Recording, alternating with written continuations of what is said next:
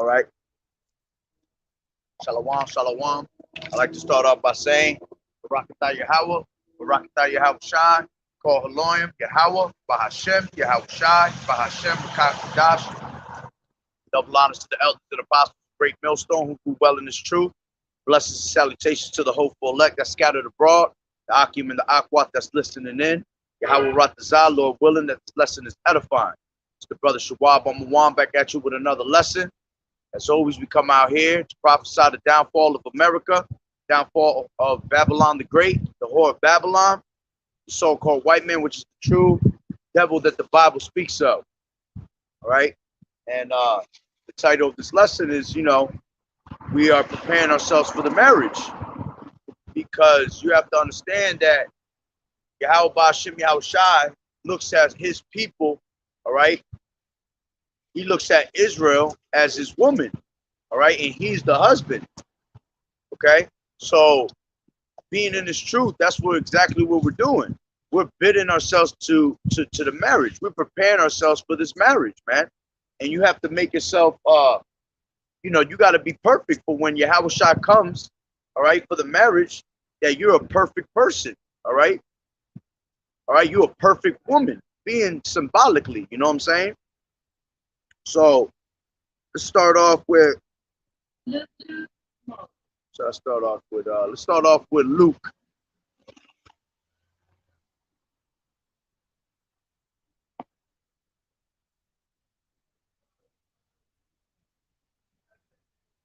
Luke 14.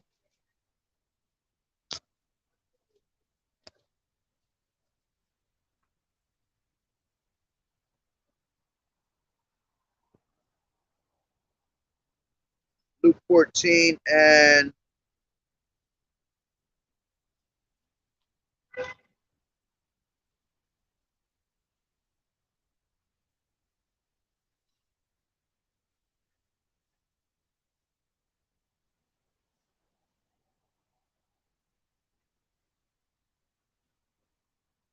let's start off with Luke 14. Matter of fact, real quick, Shalom, brother Yahweh Ba'ashem Yahweh Shai Barakatah. See, I got Matthew, I believe. So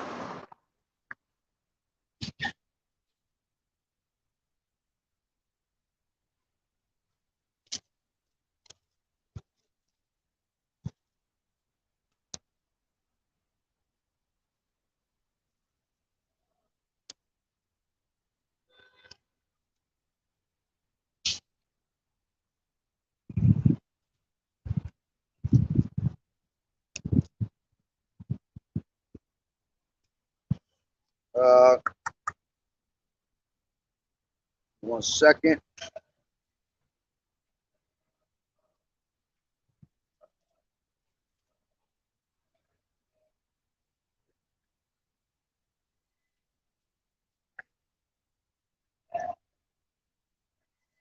All right. So I'm going to start off with Luke. All right. This is Luke. This is Luke. This is Luke 14 and 15. And it says, and when one of them that sat at meat with him heard these things Salakia. And when one of them sat at meat with him, heard these things, he said unto him, blessed is he that shall eat bread in the kingdom of Yahweh Ba'ashem Yahweh Shai. Then said he unto him, a certain man made a great supper and bade many. All right. And this supper is talking about Yahweh Shai, man. All right. He was making a great supper. All right. He was trying to bid men to the marriage. Okay. And it says, matter of fact, let me go into Matthew where I'm at. Let me jump into Matthew real quick. This is Matthew 22 and 1. And Yahweh Shai answered and spake unto them again by parables, and said, the kingdom of heaven is like unto a certain king, which made a marriage for his son, and sent forth his servants to call them that were bidden to the wedding, and they would not come. All right. So people were being called to the marriage, all right, and they were not coming. And when you go back into Luke, where I'm gonna read again, it tells you how these men had excuses, all right. So let me keep reading in 22, Matthew 22, and I'll start off at 2 again. The kingdom of heaven is like unto a certain king which made a marriage for his son, and set forth his servants to call them that were bidden to the wedding, and they would not come. Again he sent forth other servants, saying, tell them which are bidden, behold, I have prepared my dinner, my oxen and my fatlings are killed, and all things are ready, come on to the marriage. All right, so that's how we know that we're talking about that Israel is considered as a woman, all right, and YAHAWAH'S is the husbandman, all right. So we are preparing ourselves for this marriage, okay.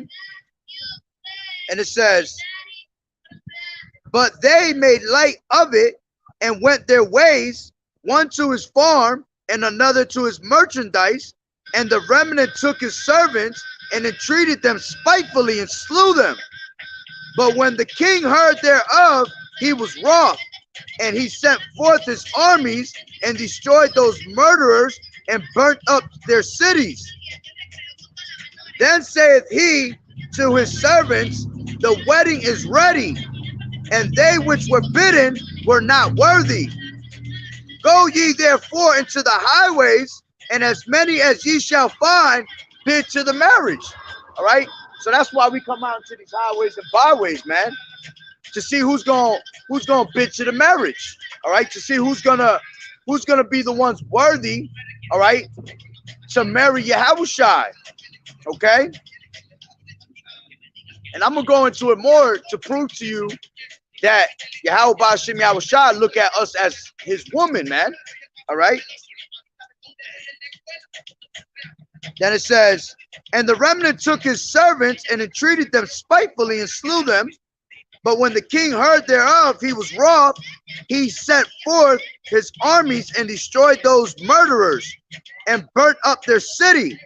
Then saith he to his servants, the wedding is ready, but they which were bidden were not worthy. Go ye therefore into the highways, and as many as ye shall find, bid to the marriage. So those servants went out into the highways and gathered together all as many as they found, both bad and good, and the wedding was furnished with guests. All right. Then it says, and when the king came in to see the guests, he saw there a man which had not on a wedding garment. He saith unto him, friend, how camest thou in hither, not having a wedding garment? And he was speechless. Then said the king to the servants, bind him hand and foot, and take him away, and cast him into an outer darkness. There shall be weeping and gnashing of teeth. For many are called, but few are chosen. All right. And that's how it is with this truth. All right. Many are called, but few are chosen. See, not everybody is going to be worthy of this marriage, man. All right. A lot of people are called into this truth, but few are chosen. So a lot of people hear this word, but a lot of them don't receive it and actually do what is asked for us to do. A lot of these people don't apply to what they're supposed to be doing. Right? Damn music, man. All right. So now let me jump into, matter of fact, let me go to 1 Corinthians 1:26. 1 Corinthians 1:26. For ye see your calling, brethren, how that many wise men after the flesh, not many mighty, not many noble are called. All right. And that's why it tells you, you know, to work out your own salvation, man. Because don't worry about anybody else. All right. You got to worry about yourself. Okay. Hey, brother, I'm going to tell you something right now, right? Come on, lady. You and your damn ice cream shit. I'm gonna tell you something about that, how you just put that up. All right, that's cool. You know, keep doing your thing. But let me read something to you real quick.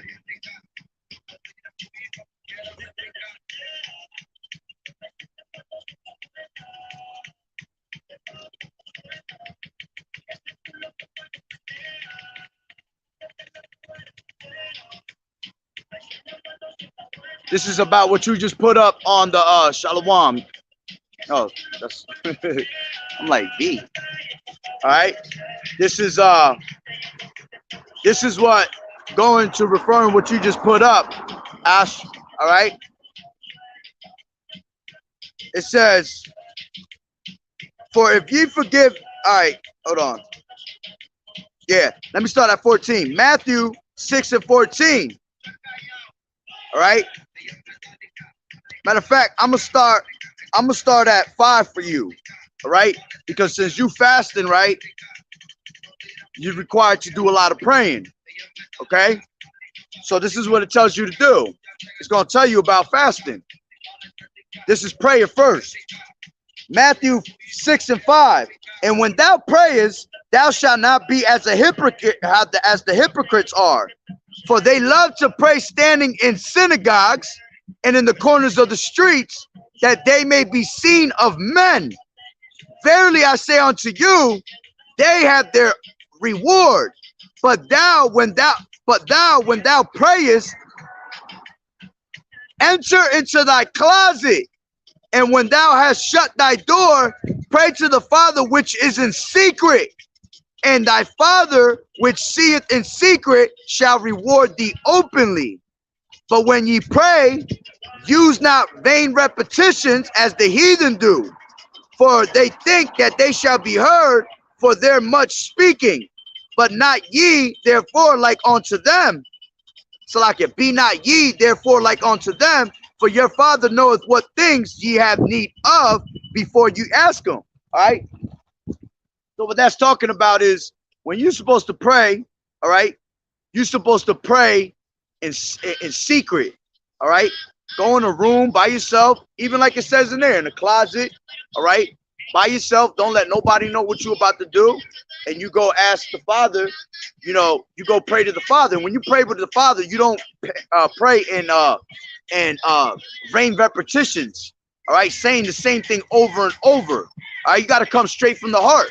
Talk to Yahawah Ba'Shem Yahweh Shai like if you're talking to a person on the street. And spilling out your guts, spilling out your heart, what's on your mind, all right? So it's the same thing when you go out there and pray, because a lot of people do like these heathens do, you know, they do, you know, different types of religions and shit like that. They'll come out like you might get the Arabs and they be like, they be saying all this crazy shit over and over and over, you know? You get these heathens, which heathens shouldn't even be praying anyway, because their prayers an abomination to Yahawah Ba'Shem Yahweh Shai anyway. He ain't listening to them, all right, because prayer ain't for them. Yahawah Ba'Shem Yahweh Shai ain't for them, all right? So when you pray, make sure you're not repeating the same things over and over, all right? Not only that, don't pray for things that don't pray for like, oh man, I need me $1 million, or I need me a new car. Things like that is retarded, you know what I'm saying? Pray for the things that you really need: knowledge, wisdom, all right, endurance, all right, increase faith, increase knowledge, you know, things like that. Pray for the brothers, pray for the sisters, you know, you pray for your family to be saved, you know, things like that are the things that you ask for. And even then, Yahawah Ba'Shem Yahweh Shai knows exactly what you're going to ask for before you even ask for it, all right? So I'm going to keep reading, all right? This is 9. This is actual prayer right here that you can use when you pray, all right? And it says, after this manner, therefore, pray ye. And it says, our Father who art in heaven, hallowed be thy name. All right. So you will say, Yahawah Ba'Shem Yahweh Shai, hallowed be thy name. Thy kingdom come, thy will be done in earth as it is in heaven. Give us this day our daily bread, and forgive us for our debts as we forgive our debtors. Lead us not into temptation, but deliver us from evil. For thine is the kingdom and the power and the glory forever. Amen. All right. So that's an actual a prayer that you can actually use when you're praying, man. All right. Psalms 51 is another good prayer. You know, you can read straight out the scriptures to Yahawah Ba'Shem Yahweh Shai. Okay. So going to 14. All right, now this is going to talk about fasting. All right. For if ye forgive men their trespasses, your heavenly Father will also forgive you. But if ye forgive not men their trespasses, neither will your Father forgive your trespasses. Moreover, when ye fast, all right, this is for you when you fast, all right. Moreover, when ye fast, be not as the hypocrites of a sad countenance, all right. So when you fast, all right, you're gonna deal with it as a man. You ain't gonna show people that you fasting. You ain't gonna let people know, oh man, my stomach hurts because I'm fasting. You know, I haven't ate nothing. Hey, gird up your loins and you take it as a man, all right? Because fasting is important. All right. As a matter of fact, we got the Day of the Atonement is coming up in like 2 months, all right? And what that shows, when you afflict yourself like that, you showing Yahweh Ba'ashem Yahushua that you're sorry for the things that you have done wrong. All right. Not only that, fasting is a beautiful thing because you get closer to Yahweh Ba'ashem Yahushua like that. You understand? And then it says, moreover, when ye fast, be not as hypocrites of a sad countenance, for they disfigure their faces, that they may appear unto men to fast. Verily I say unto you, they have their reward. But thou, when thou fastest, anoint thine head and wash thy face, that thou appear not unto men to fast, but unto the Salakia. But oh man, it said Shalom. And it says, that thou appear not unto men to fast, but unto the Father which is in secret. All right. See, that's right. Those are prayers right there. All right. So see, you're supposed to fast in secret. You're not supposed to let nobody know that you fasted. All right. So that's something for you to learn, you know. All right. It's cool you let me know. But now you learn that when you fast, keep it to yourself. That's between you and Yahweh Ba'ashem Yahushua. All right. It says, but unto the Father which is in secret, and thy Father which seeth in secret shall reward thee openly. All right. So when you go to fast, keep it to yourself. All right. You fast in secret. You go pray in your closet. Go pray in a nice, room where nobody's bothering you. You pray in secret also, and things will be revealed unto you. Things will be given unto you. And like I said, fasting is a powerful thing because that's what we're supposed to be doing. We're supposed to be fasting and preparing ourselves for the times that are ahead. Because fasting is also good for the times when we have no food. All right, there's gonna be times when we ain't gonna eat 3, 4, 5 days, man. All right. And if you've been fasting and you're practicing, you're training your body to be able to withstand those type of days, man. All right. Which ultimately we shouldn't worry about if we're gonna eat or not, because it tells you, John 6:35, I am the bread of life. All right, this was Yahawashi speaking. He said, I am the bread of life. Any man that come to me shall never hunger. Any man that comes to me shall never thirst. All right, so we don't have to worry about the times that we ain't got no food, because Yahweh Ba'ashem Yahushua know that we gonna need food, that we gonna need to eat. All right, that we gonna need to drink. Okay, so he work in mysterious ways, in his miraculous ways. He'll end up giving us what we need, man, at the time. And that's a beautiful thing. Call Elohim Yahweh Ba'ashem Yahushua. All right. So that was just, to let you know. Since, you put that up. So now you know. So let's go back to, let me get, because I lost my page on Luke. Luke 14. All right, got it.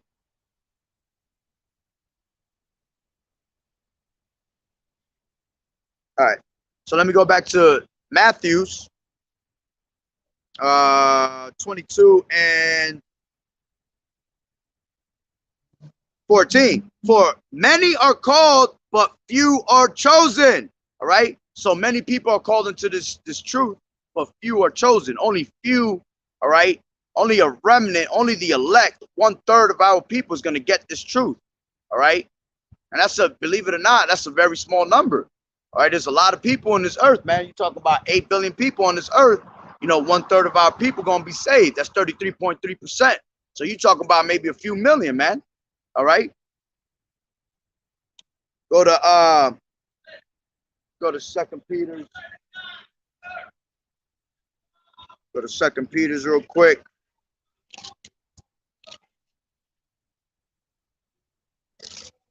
Second Peter's. The water YAHAWAH'S for this guy turning off that damn music. Shit was booty. You get these people be bumping something like it got some bass in it or something. Ain't got no bass whatsoever. All right. This is 2 Peter's 1:10. All right. Wherefore, the rather, brethren, give diligence to make your calling and election sure. For if ye do these things, ye shall never fail. All right. Yeah, because many are called and few are chosen. So, Shalom, brother. YAHAWAH'S Malak Barakatah. All right. So, you know, because many are called and few are chosen, you got to give diligence. All right. And by giving diligence, it makes your election and your calling sure. All right. That's why I said before, you got to work out your own salvation and not worry about anybody else but yourself, man. All right. Yeah, we're supposed to pick up the brothers in this truth. All right. We worry about the brothers. We worry about the ministry. All right. But at the end of the day, each and one of us going to have to play our own lots, man. All right. So that's why you work out your own salvation. And that's why you give diligence to make your election and calling sure. How do you give diligence? All right. Diligence means to continually be into something. You know what I'm saying?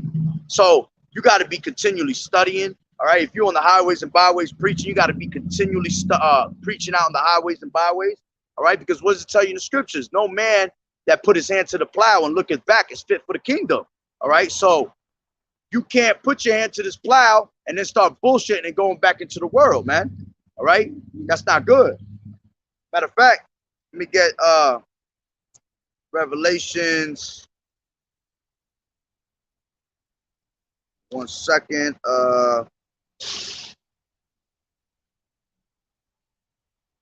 Got exactly where it is. I think it's in 3.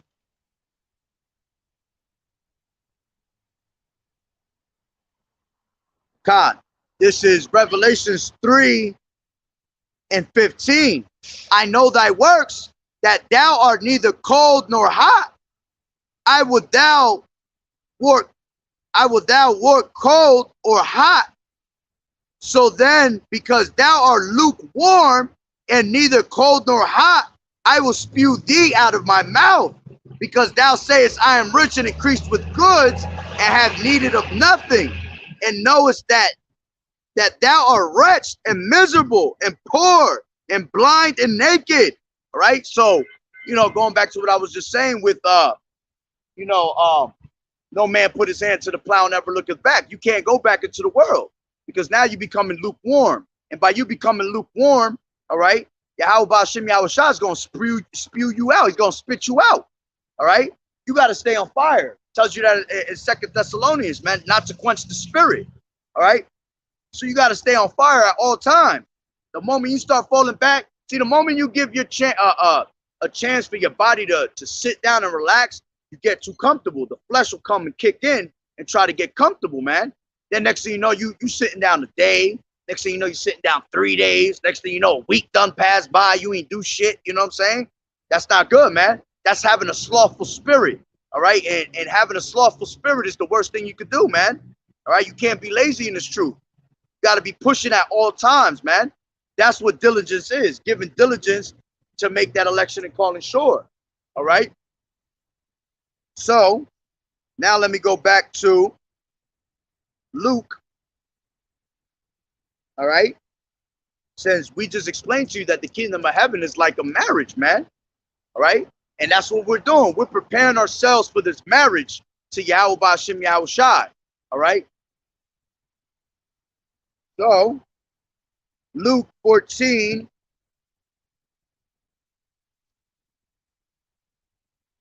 and 15. And when one of them sat at meat with him, heard these things, he said unto him, blessed is he that shall eat bread in the kingdom of YAHAWAH'S. Then said he unto him, a certain man made a great supper and bade many. All right. Yeah, he called in many. And this is who? Yahawashi, that made that great supper. Okay. Shalom, brother. Yahweh Ba'ashem Yahawashi, Barakatah. All right. So it says, then said he unto him, a certain man made a great supper and bade many, and sent his servants at supper time to say to them that were bidden, come, for all things are now ready. So yeah, now all things were being ready. All right, now the marriage was being prepared. Okay, because that's what we're doing on a constant basis by coming out here. All right, we're preparing ourselves for that marriage, man. All right, we're making ourselves perfect, without blemish, without spot, without wrinkle. Okay, preparing ourselves for that perfect marriage. Yahweh Ba'ashem Yahawashi not gonna take you in for the marriage if you all out of order, man. Okay, so let me go into real quick John 15:3. I mean 14:3, Salakia. I got it written down as a precept. Got exactly what it is. About to find out right now. 14:3, and it says,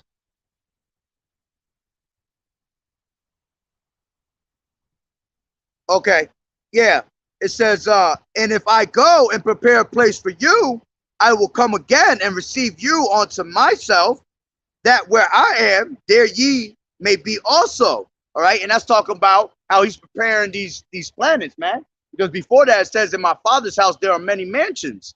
All right, so if you're preparing yourself for this marriage, all right, that's where that marriage is going to lead you to, man. To salvation, to the kingdom, where you're going to be able to touch other planets, all right? You're going to be able to, you know, be on UFOs and go wherever you want, man. Okay? So let's go back to 14:17, Luke.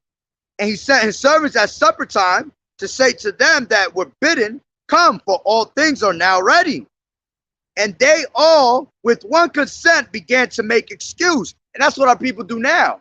You know, people pass by all the time, all right? And we try to give them a peace of mind, all right? And I've had that many times on many occasions out here, man, where people will literally come up here for 2 minutes, have a say-so, you start breaking some scriptures down to them, and next thing you know, they're like, oh, I got to go. I'll be right back. I got to catch. Well, if they got to catch the bus, okay. All right. But I've seen brothers say, I got to catch the bus. And when I turn around, they sitting right on that damn bench. All right. So a lot of people are just, you know, they don't want to listen. They don't like what they're hearing at the time. All right. Or at the moment, it's just a entertainment to them. All right. Let's get that. As a matter of fact, that's Ezekiel 33. Ezekiel 33 and 30.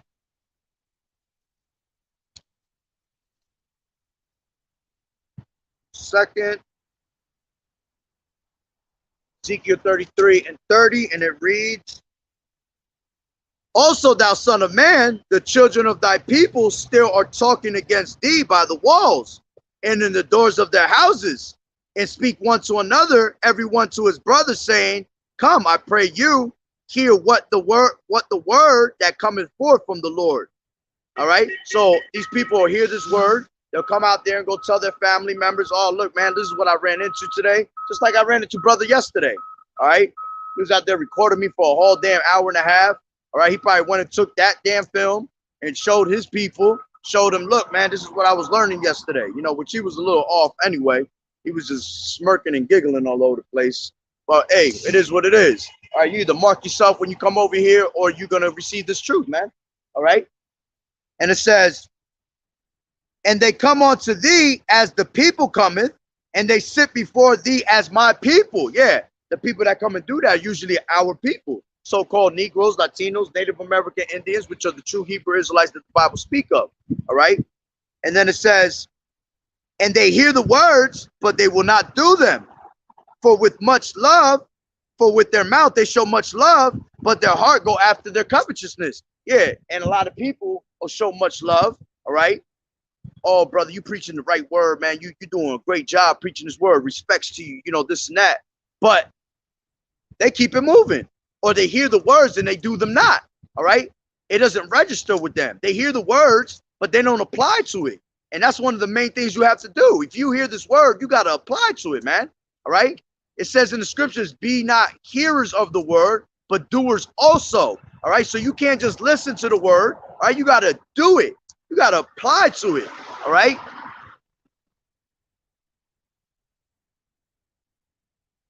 This is 1 Corinthians 4:9 from Ash. For I think that God, all right, for I think that Yahweh Ba'Shem Yahushai has set forth us, the apostles, last, as it were appointed to death, for we are made a spectacle unto the world, and to the angels, and to men. We are fools for Yahushai's sake. That's right. We are fools for Hamashiach's sake. But ye are wise in Yahushai. We are weak, but ye are strong. We are weak, but ye are strong. Ye are honorable, but we are despised. That's right. And there's another scripture, if you could bring it up for me, Bubba Kushar, brother, when it says, for when I am weak, I am strong. I believe that's in, I don't even want to quote it, but it says, I take my reproaches and infirmities, take them cheerfully. All right. And like brother said, man, we are fools for Yahweh's sake. All right. And that's what these people look at us as fools, man. And they'll come out here and they think that this is just entertainment, man. They think this is, they look at this and they'll come stand here for a couple minutes to pass by till their bus comes, you know, things like that. It's an entertainment to them. All right. Not knowing that by you stepping foot on this ground, because the moment you come over here, you set your foot around here. This is holy ground, man. All right. So you either gonna mark yourself for death, all right, or you're gonna mark yourself for you to receive this truth. All right. And but what we told you before was what? Many are called and few are chosen. All right. So most likely, most people that come set their foot around here are marking themselves for death, man. All right. Because they're gonna go out there and they're gonna refuse the word. They're gonna give the shoulder. Okay. So this is back to 31, and it says, and they hear the words, but they will not do them. For with their mouth they show much love, but their heart go after their covetousness. Yeah, so they'll show much love with their mouth, but then they go back after the lust of things. All right, the lust of the worlds. All right, of this society. You know, they'll give you an excuse. You know, that's the main thing. They show love with their mouth, but then they give you an excuse of why they got to go. All right. And you don't want to do that. Then it says, and lo, thou art unto them as a very lovely song of one that has a pleasant voice and can play well on an instrument. For they hear thy words, but they do them not. And when this cometh to pass, lo, it will come, then shall they know that a prophet was among them, man. All right. And when all these things come to pass, while you're looking at us as a lovely song and entertainment, all right, we pretty much just sitting here rocking you to sleep with a lullaby, all right? Then you're going to realize that a prophet was among you when all these things come to pass. Then they're going to sit there and really, really wish that they could have listened to this word, man. Because the door of repentance is open unto them right now, all right? But those that don't let Yahweh Ba'Shem Yahushai come in, because that's why it tells you in Revelations 3, I stand and knock at the door, all right? You're supposed to let him in when he knock at the door.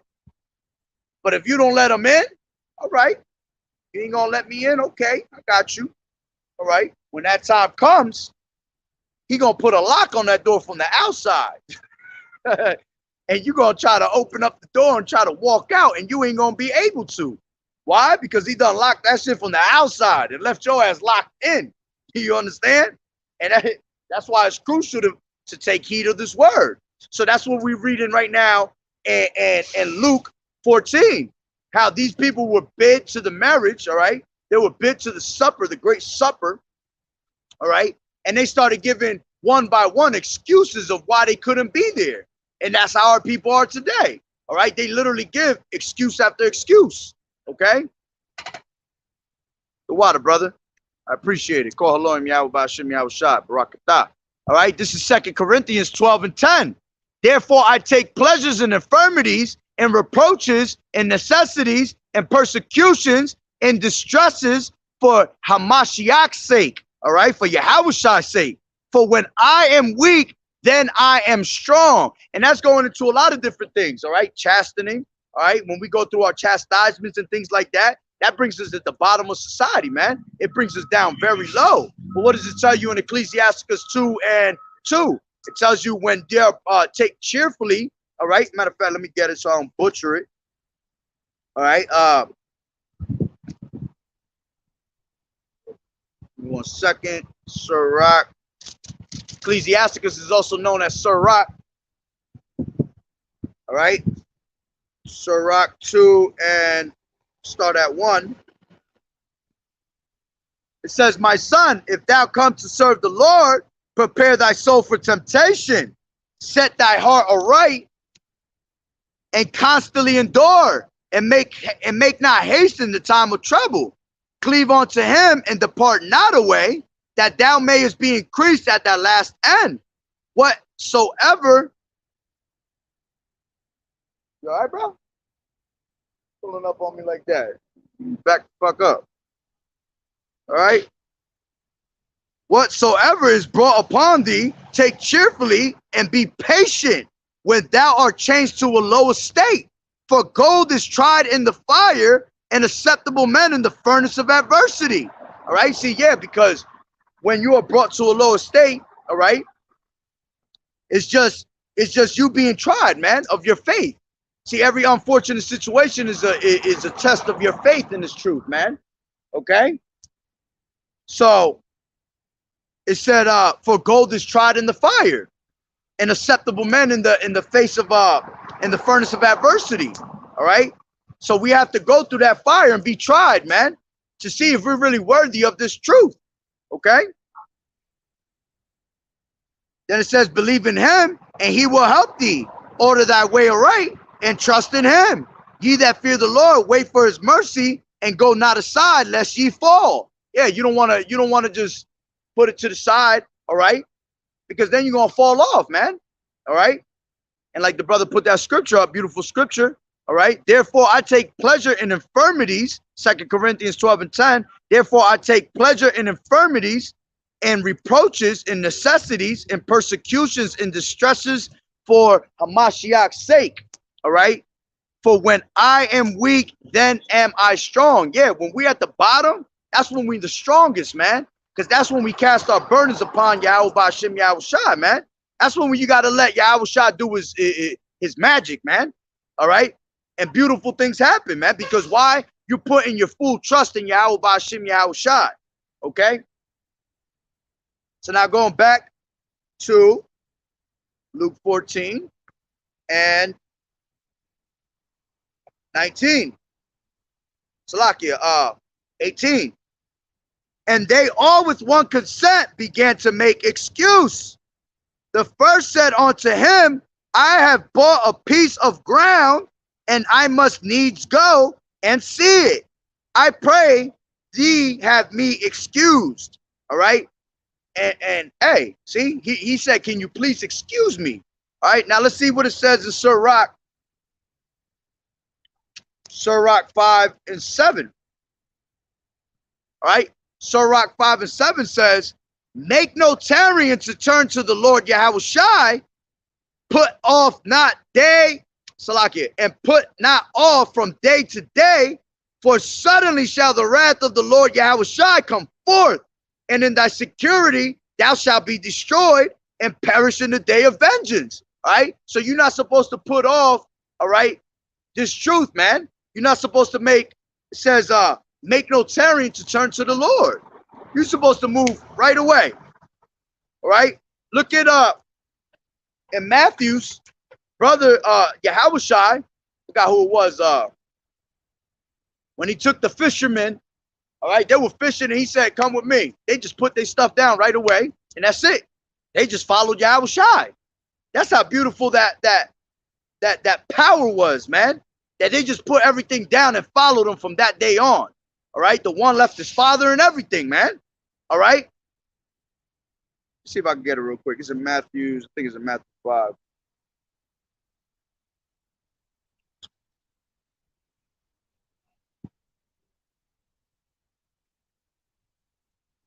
second.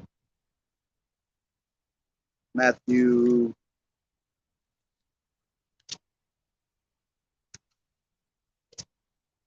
Matthew 5.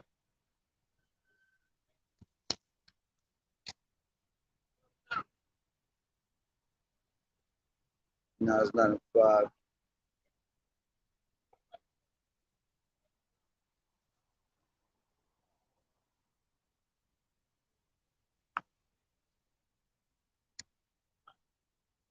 Salakia. I don't want to go searching for and, want to keep the rhythm going. Definitely Matthew, though. All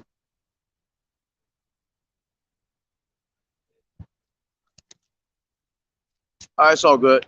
So, like I said, all right, he took the fishermen and told them, come with me, and they were on the go, man, right away. Ain't had no questions, nothing like that. They just went. All right, that's how you got to be when it comes to you and Yahweh B'Shem Yahushua and this calling. All right, you make no tarrying to turn to the Lord. All right. Matter of fact, let me get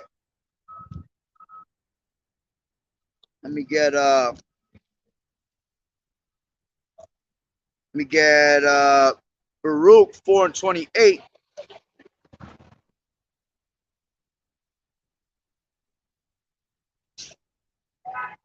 Baruch 4:28.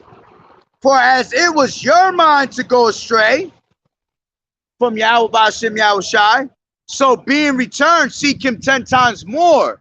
Yeah, because it was our fault. We got nobody else to blame, all right, other than ourselves, that we were going off, all right? All right? So,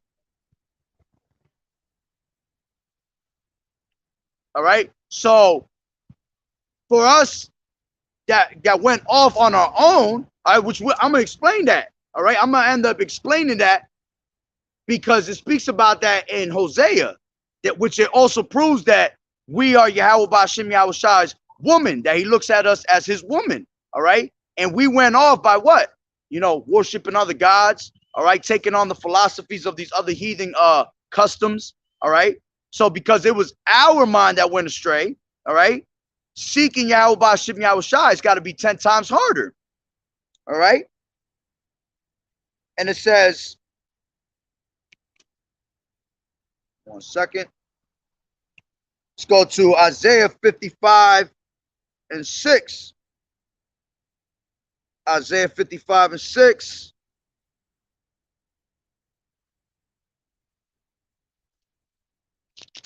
One second, get there.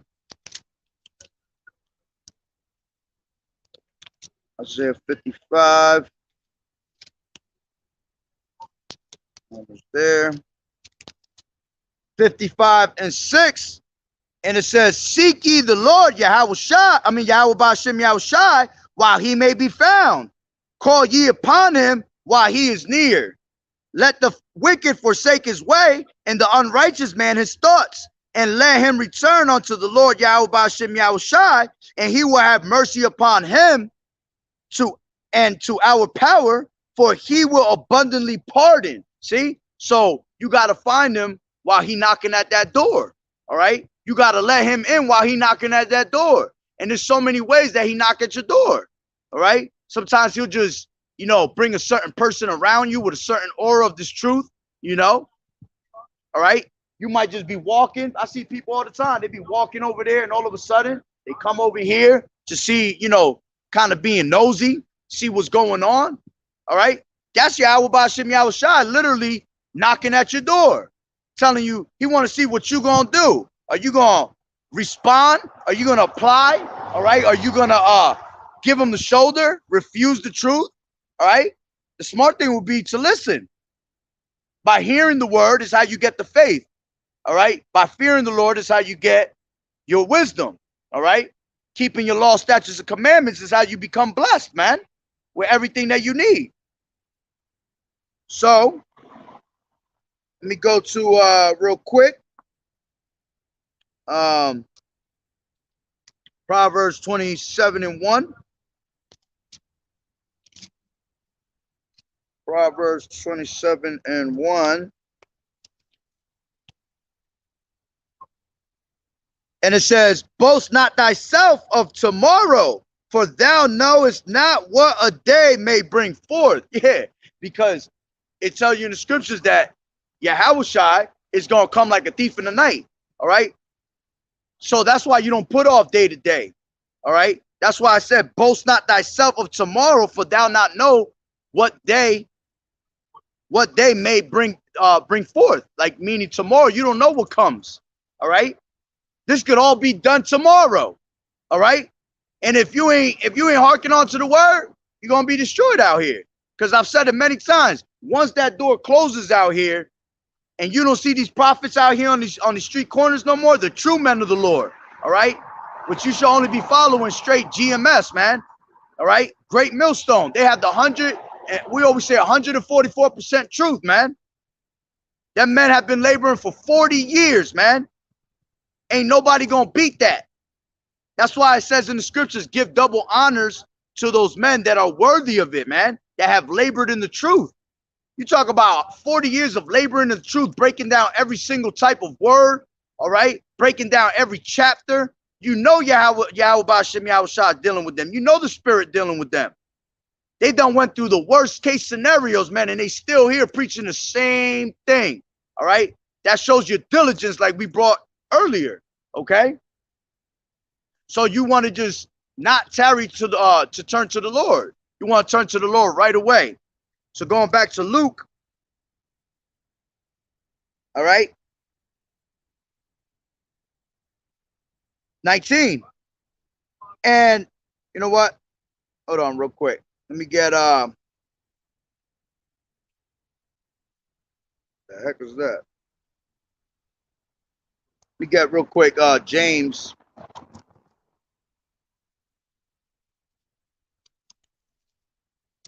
Damn,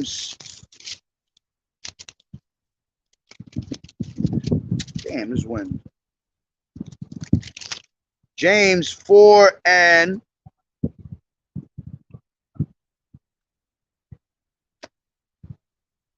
I think it was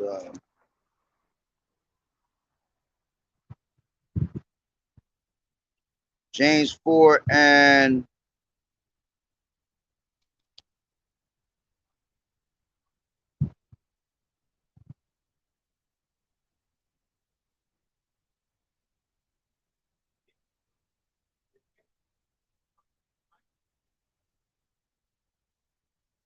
yeah, this is James 4 and 14.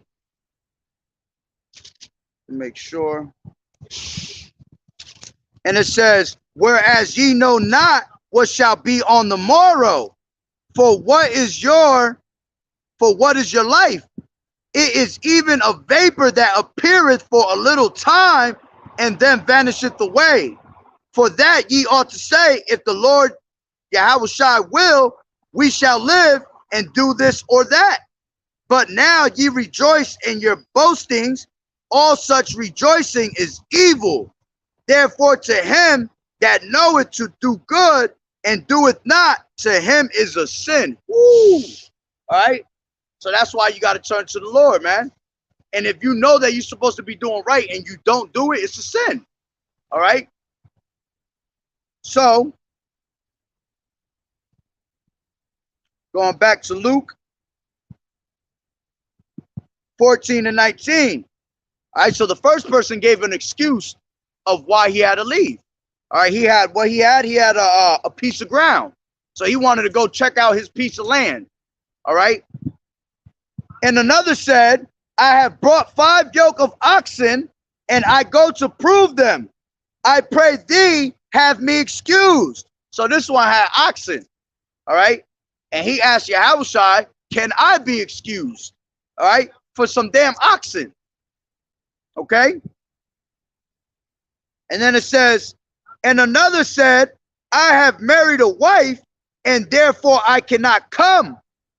So that servant came and showed his Lord Yahawashi these things.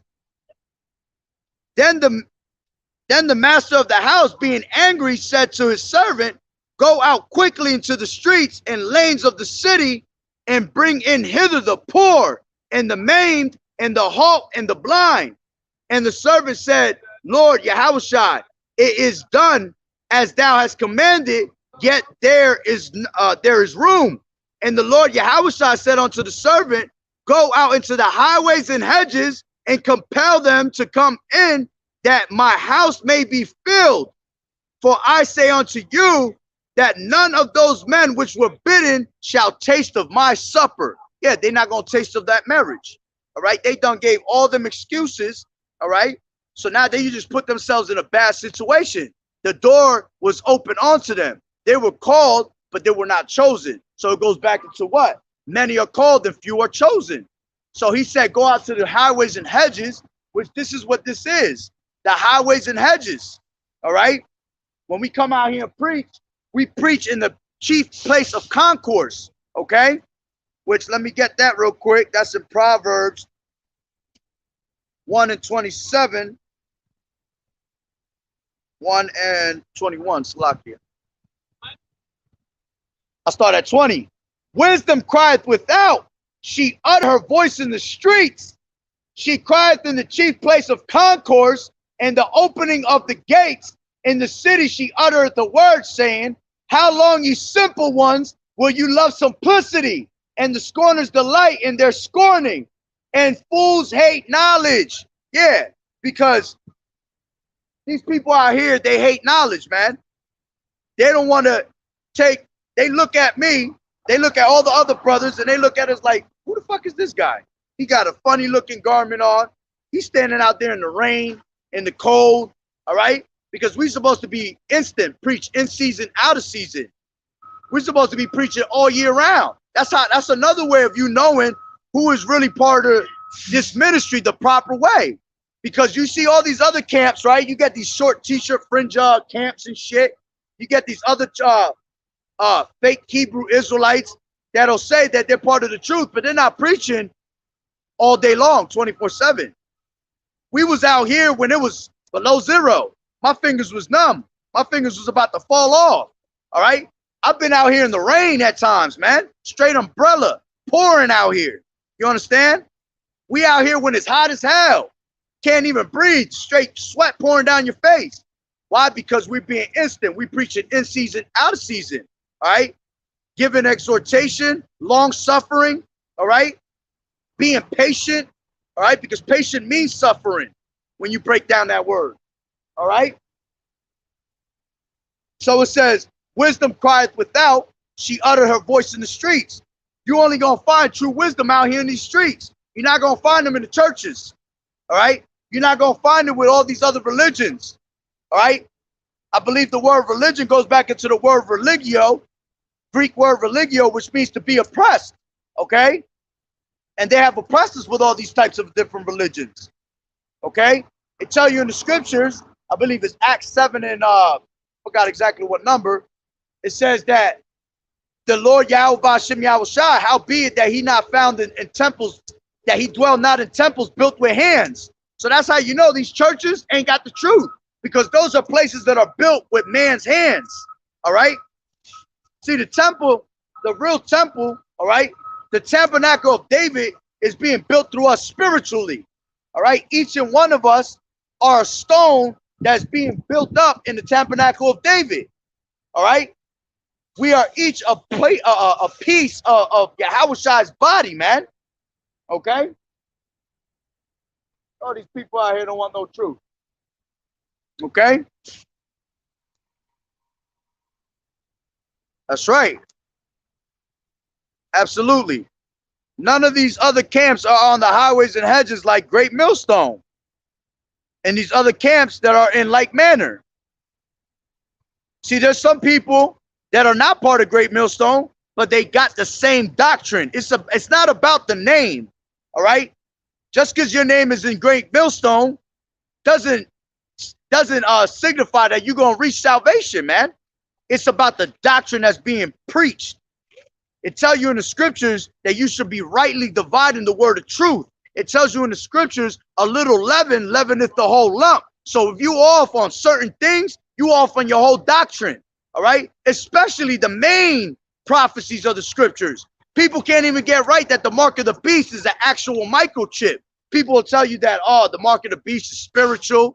They'll tell you that it's white women, all right? They'll tell you dumb shit like that.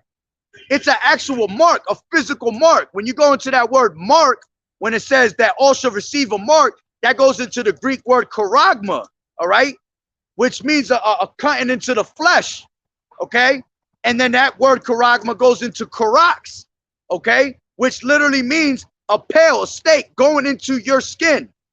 So they're using a big needle, all right, that looks like a cross, looks like a stake, and they're pushing it into your skin, which that's a sin. You're cutting into your flesh. It tells you that in Leviticus, that thou shalt not make any cuttings into the flesh. And then they're putting that in your hand, your right hand, or they're trying to do it in your forehead. You got Elon Musk that's performing brain surgeries now, putting chips in people's foreheads and shit. All right. So if you off on one of the main prophecies, man, your whole doctrine is off, man. And that's crucial because it say in the scriptures, woe unto the how does it go? Roughly paraphrasing, it says, woe unto the prophets that scatter my sheep. All right. So these people are misleading our people. That's why it tells you in 2nd Ezra 15, it tells you my people is led as a flock to the slaughter. Yeah, in many ways, by listening to the so-called white man, all right, listening to his bullshit philosophies, and also listening to these false prophets. You can't be giving yourself into too many different types of doctrines. You become a heretic, man. Going into different types of doctrines. All right. Matter of fact, let me get that real quick. Where's that at? That's in.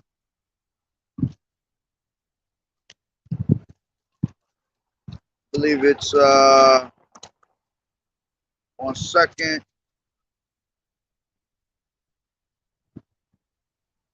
Yeah, I can read this one right here. This is 2 Peter 2 and 2 and 1. But there were false prophets also among the people, even as there shall be false teachers among you, who privily shall bring in damnable heresies, even denying the Lord YAHAWAH'S that bought them, and bring upon themselves swift destruction. And many shall follow their pernicious ways, by reason of whom the way of truth shall be evil spoken of. And through covetousness shall they with feigned words make merchandise of you, whose judgment now of a long time lingereth not, and their damnation slumbereth not. See, so there's gonna be false prophets among you. All right, that's why it tells you in Matthew, beware of false prophets that come in sheep's clothing, but inwardly they are ravening wolves. Okay. Matter of fact, let me go to 2 Timothy 4 and 1. 2 Timothy 4 and 1.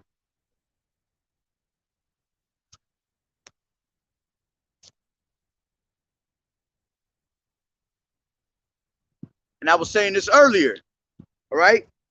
It says, I'll start at 2. Preach the word, be instant in season, out of season, reprove, rebuke, exhort with all long suffering and doctrine.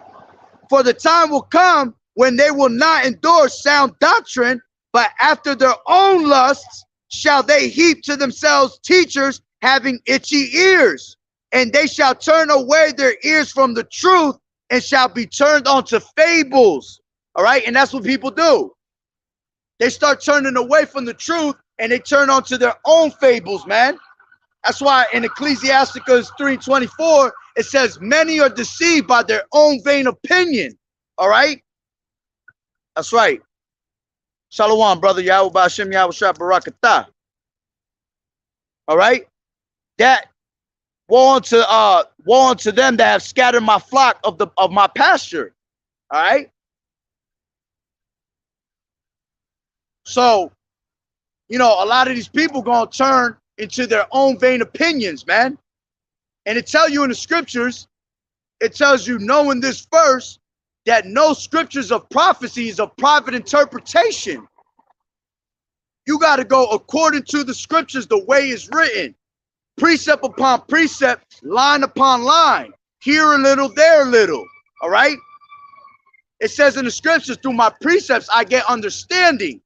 So when you breaking down the word, rightly dividing the word of truth properly, going precept upon precept, Yahweh Ba'ashem Yahushua gonna deal with you. The spirit gonna deal with you, man. Okay? No, there's one more I wanted to get.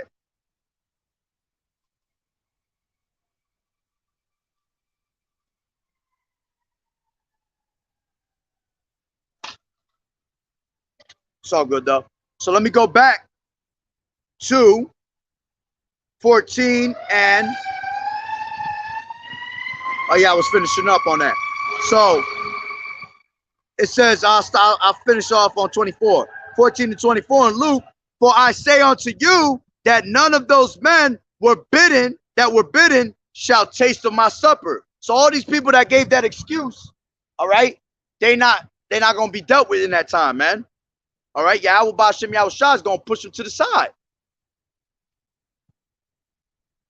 And that's when they become bugged out. All right, they come out bugged out, like it's saying Matthew.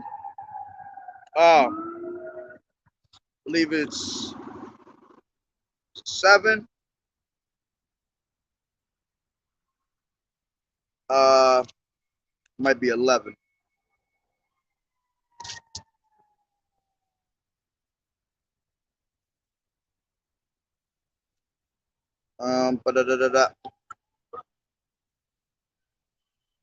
One second. Oh, I'm gonna read this anyway. That's the spirit. Call Elohim Yahweh Ba'ashem Yahushua. All right. So it just said none of those people were gonna be bid to the marriage, right? All right. So this is what it says right here. This is 10 and 37. Matthew. He that loveth father or mother more than me is not worthy of me. And he that loveth son or daughter more than me is not worthy of me. And he that taketh not his cross and followeth after me is not worthy of me. He that findeth his life shall lose it, and he that loseth his life for my sake shall find it. He that receiveth you receiveth me, and he that receiveth me receiveth him that sent me. He that receiveth the prophet in the name of a prophet shall receive the prophet's reward. And he that receiveth the righteous man in the name of a righteous man shall receive a righteous man's reward.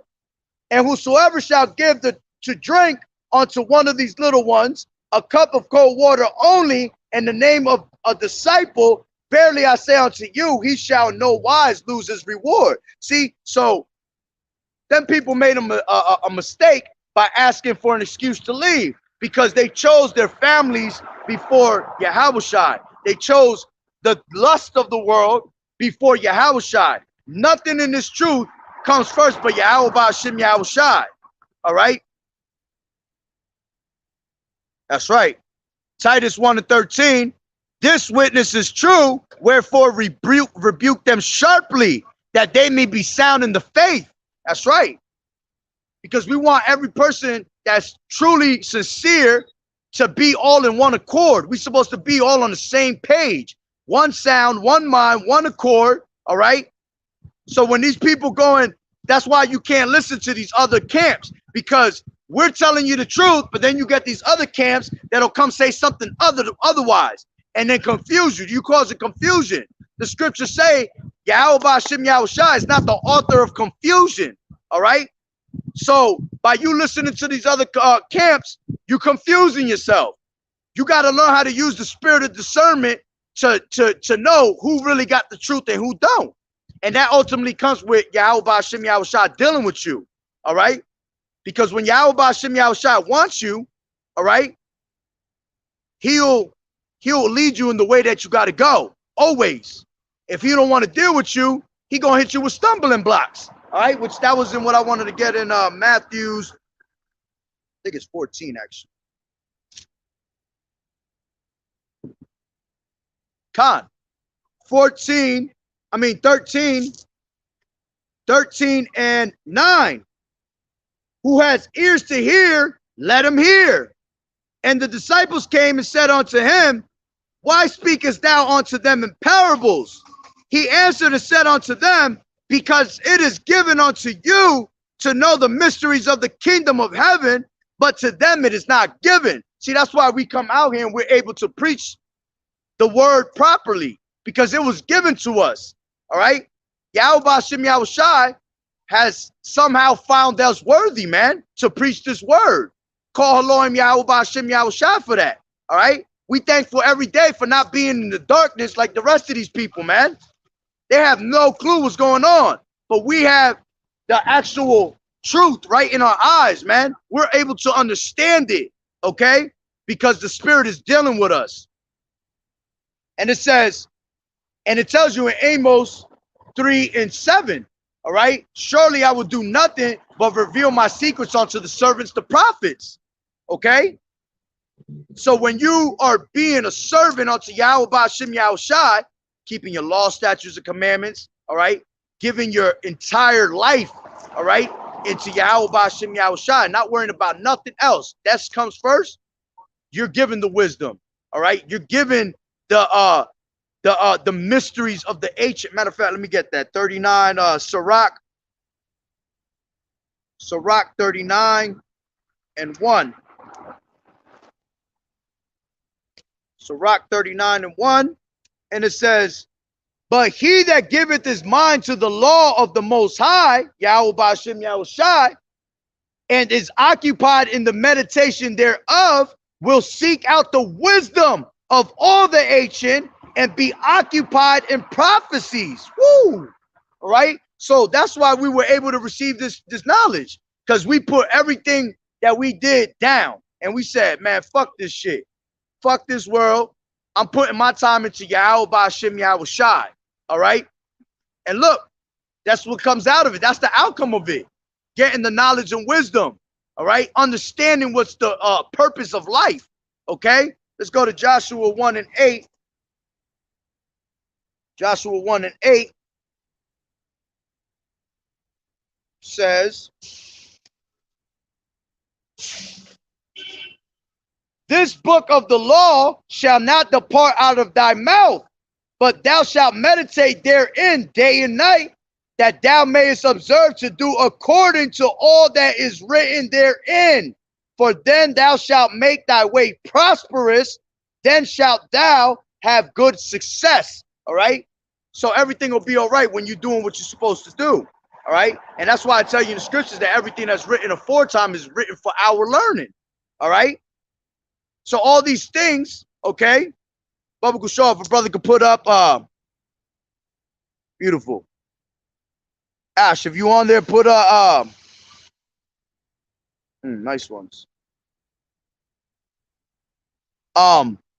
Put that these scriptures is good for reproof. It's inspiration, is inspired by Yahweh Ba'ashem Yahushai for reproof, for correction. Baba Kushaw. This is 2 Peter's 1 and 19. We have also a more sure word of prophecy, whereunto ye do well that ye take heed, as unto a light that shineth in a dark place, unto the day dawn and the day star arise in your hearts. Yeah, meaning that you take heed. Yahweh he gonna light you up, man. Gonna light that candle up, and then once that candle is lit, you can't lose that fuego, man. You can't let that fire go out. You got to keep that candle lit. 1 and 20, knowing this first, that no prophecy of the scripture is of a private interpretation.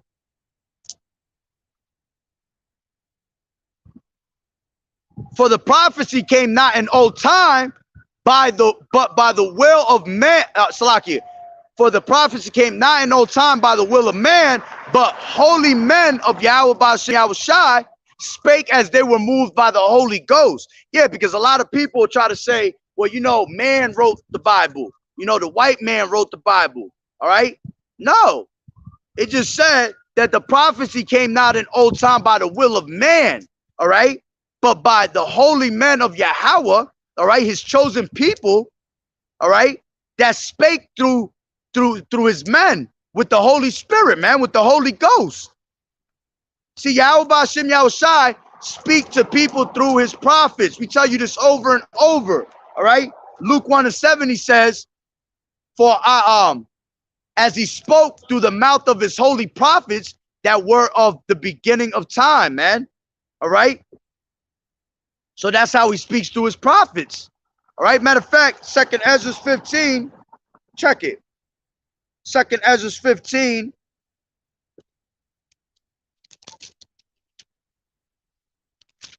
Second Ezra 15 says, behold, speak thou in the ears of my people the words of prophecy, which I will put in thy mouth, saith the Lord Yahushua. See, he said, I will put the words of prophecy in thy mouth.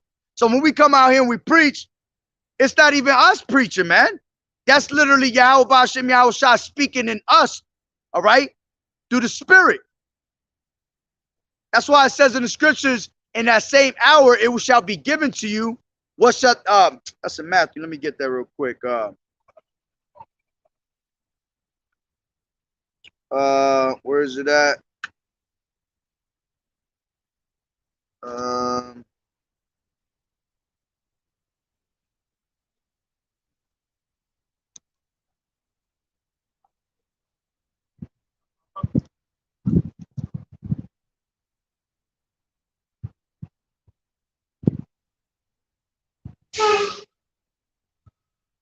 Oh, I'm about to read this just because the Spirit put me on to read it. This is Matthew 7:7. Ask and it shall be given you.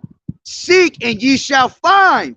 Knock and it shall be opened unto you. For everyone that asketh receiveth, and he that seeketh findeth, and him that knocketh it shall be open. And that's why it tells you in the scriptures, if any man lack wisdom, ask of it, for it is given to you liberally. All right. Yahweh B'Hashem Yahushua don't mind giving you some straight knowledge, man. He dealing with nothing. He dealing with nobody that other than that has knowledge, man. Okay. What was the one I was looking for? Lost my train of thought on that.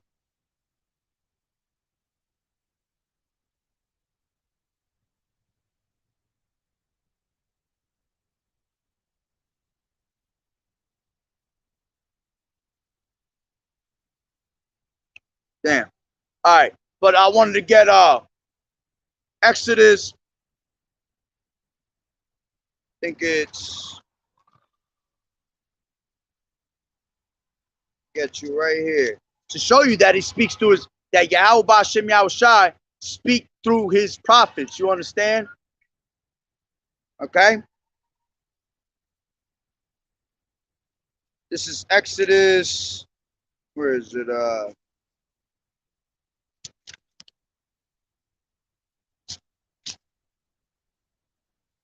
1 second.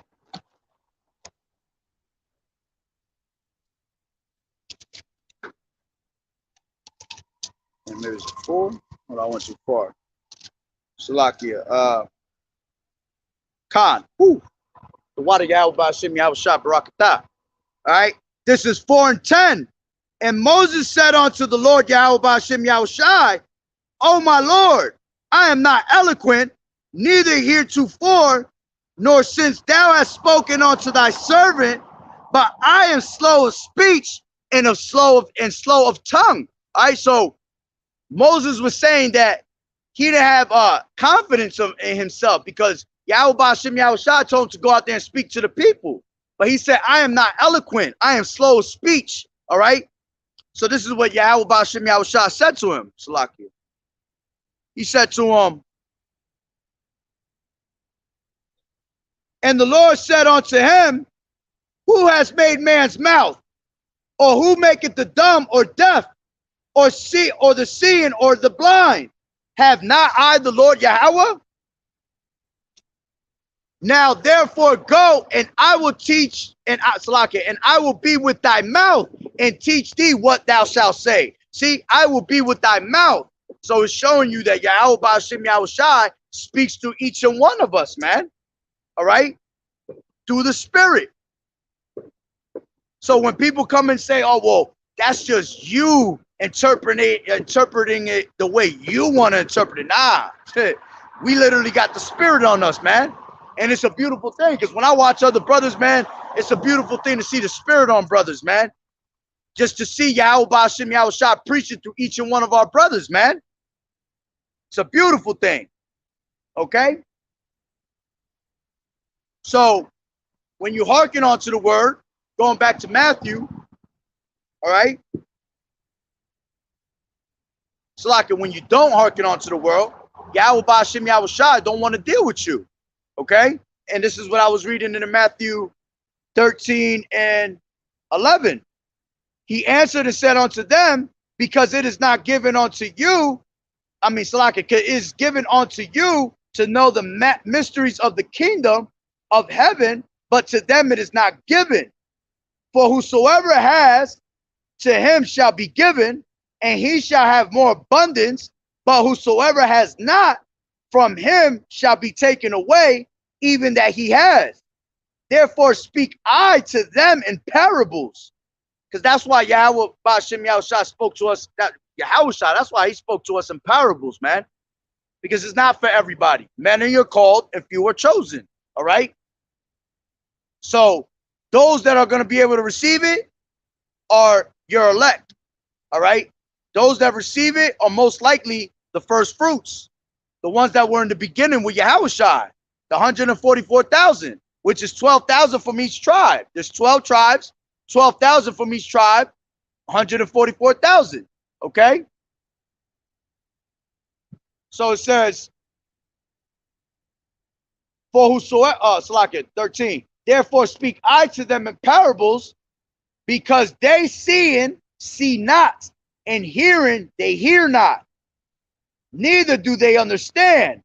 And in them is fulfilled the prophecy of Isaiah, which saith, by hearing ye shall hear, and shall not understand, and seeing ye shall see, and shall not perceive. For these people's heart is waxed gross, and their ears are dull of hearing, and their eyes they have closed, lest at any time they should see with their eyes, and hear with their ears, and should understand with their heart, and should be converted, and I should heal them. See, Yahweh Ba'ashem Yahushua ain't dealing with you. He don't want you. Because you got a lot of people that have pride, man. Pride go before destruction. All right? Pride was not made for man. Okay? Pride literally makes Yahweh Ba'ashem Yahushua hate you and man hates you, man. So there'll be people that'll try to bring other people into the truth and they don't want to hear it. All right? You might have a woman that's receiving the truth and she go try to tell her man and he don't want to hear it. You know why? Because that pride. All right? So Yahweh Ba'ashem Yahushua might push that person to the side and say, you know what? This nigga don't want to hear. All right. I ain't gonna let him hear it. You know what? And next thing you know, Yahweh Ba'ashem Yahushua is leading you away from that person. Vice versa. Okay? A man might receive it and then he go try to tell his wife about it, and she don't want to hear it. All because pride and stumbling blocks that are put upon our people. Okay? And that's what happens. People get put onto stumbling blocks every single day. Next thing you know, they just, Yahweh Ba'ashem Yahushua, I don't want to deal with them. So that's why if you're able to receive this truth, man, you better run with it. All right? You better run like Forrest Gump, you know? And don't look back. Don't look back at anything of this world, man, because the fashion of this world passeth away, okay? Everything is going to be done out here. Even if your kids ain't getting it, man. Hey, for whatever we lose in this society, we're going to receive 100-fold in the kingdom for it, man. All right? I just read to you, he said, anybody that love mother or father more than me is not worthy of me. Anybody that love their children over me is not worthy of me, okay? All those things that we lose in this lifetime, we're going to be rewarded 100-fold for it. Okay? Not only that, hey, man, death is just spirit leaving the body, man. So these people got to go. They'll be all right. They'll be up. It's better to be in the spirit world than down here, I'll tell you that. Because in the spirit world, you chilling. You chilling with Yahweh Shem Yahushai. All right? You in good rest. All right? But we want to conquer death. We want to be the first ones in that kingdom. All right? That's what we strive for. That's why we are preparing ourselves for that marriage. All right? Because that marriage is important, man. We don't want to wake up in the kingdom later. Nah, we want to wake up in the kingdom from here to there. Be the first ones in the kingdom to get a taste of that. All right? Straight up. What you got here? Isaiah 59:21. As for me, this is my covenant with them, saith the Lord Yahweh. My spirit that is upon thee. Woo! See? My spirit that is upon thee. All right? Upon the true men of the Lord. It says, and my words which I have put in thy mouth. Woo! Flames. Yoga flame. Shall not depart out of thy mouth, nor out of thy mouth of the Salakia, nor out of thy mouth of thy seed, nor out of thy mouth of thy seed's seed, saith the Lord Yahweh, for henceforth and forever. Woo! See? So this word, that's why I tell you in the scriptures, the spirit of the prophet is subject onto the prophet, because we live reincarnation. Okay? So if you were a prophet in the ancient world, you're a prophet in this time. All right? That's why a lot of brothers, before we came into this truth, we were doing wickedness. But you know what's crazy? We were being preserved in so many ways, man. If you look at our lives back in the day, we look at it and we be like, damn, I was doing some wicked shit. I could have got shot. I could have got, you know, damn, I be thinking about how many car accidents I done got into where I should have been dead. And I never went through it. Why? Because Yahweh Shem Yahushua was preserving us. You know, not saying that you can't be touched, because you could be touched at any single moment in this truth, man. All right? But they just said, nor out of thy mouth of thy seed, nor out of the mouth of thy seed, all right? Forever, man. This truth just resonates with us, man, at all times. We done went through all that wicked and it came back to us. Why? Because it tells you in the scriptures, in the land of that captivity, in the land of your captivity, they shall remember themselves, man. And that's what happened to us. We came back into remembrance, man, of who we were. That's why we'll have like deja vus, you know. See, it tells you in Ecclesiastes 1:11 that we have no remembrance of our past life, all right? But we still be saying some things like, damn, yo, I feel like I've been here before. I've done this before. Or this is a deja vu. Yeah, because you probably did it in your past life, man. All right? So, going back to getting into the marriage, preparing ourselves for the marriage, all right? Let me go into, and we read it in earlier in Matthew where it said that the kingdom of heaven is like unto a marriage, man. Okay? So now we're going to prove to you more that Yahweh Shem Yahushua looks at us as his woman. Okay? And that he is the husband. And that's all metaphorically speaking. Symbolically, you feel me? Parables. Why? Because it is given to us to figure out the mysteries of the kingdom of heaven. All right?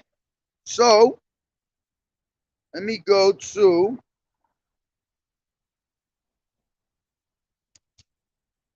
let me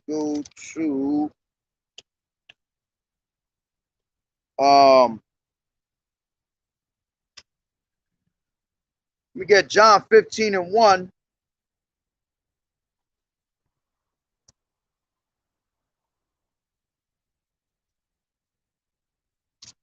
John 15:1. And it says,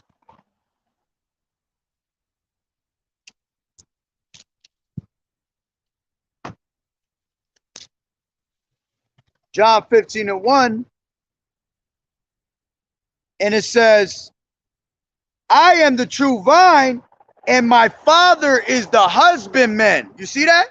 My Father is the husbandman. Okay? So now we're going to explain to you how Yahweh Ba'Shem Yahushai looks at you as a woman, looks at Israel as the woman. All right? I believe that's, I think it's Jeremiah. Jeremiah 3:8, I think.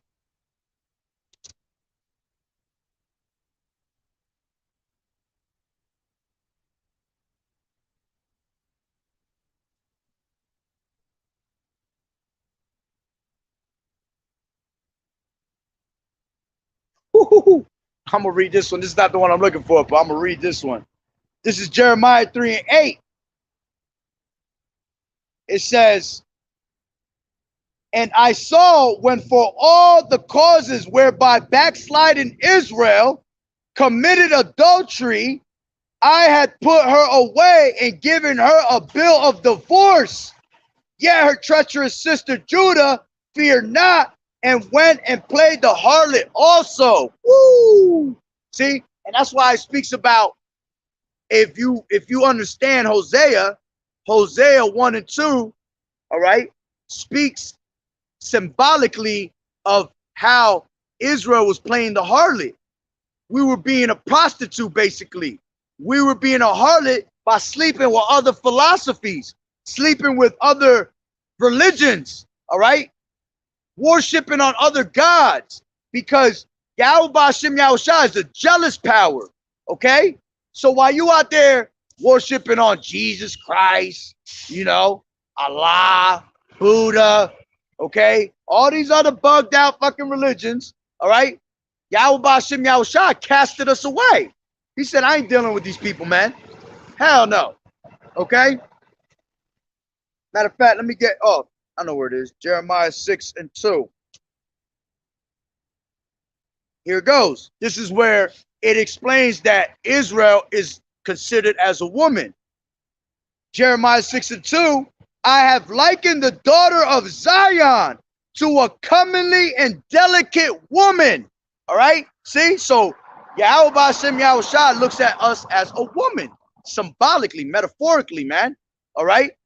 So we played the harlot. We cheated on Yahweh Ba'Shem Yahushua by going out there and worship on our other gods, which that's the number one, man, that's the first commandment. Thou shalt not worship any other gods, man, any idols, any graven images, wooden images, anything like that, man. All right? Matter of fact, let me get there real quick. Exodus 20. Exodus 20.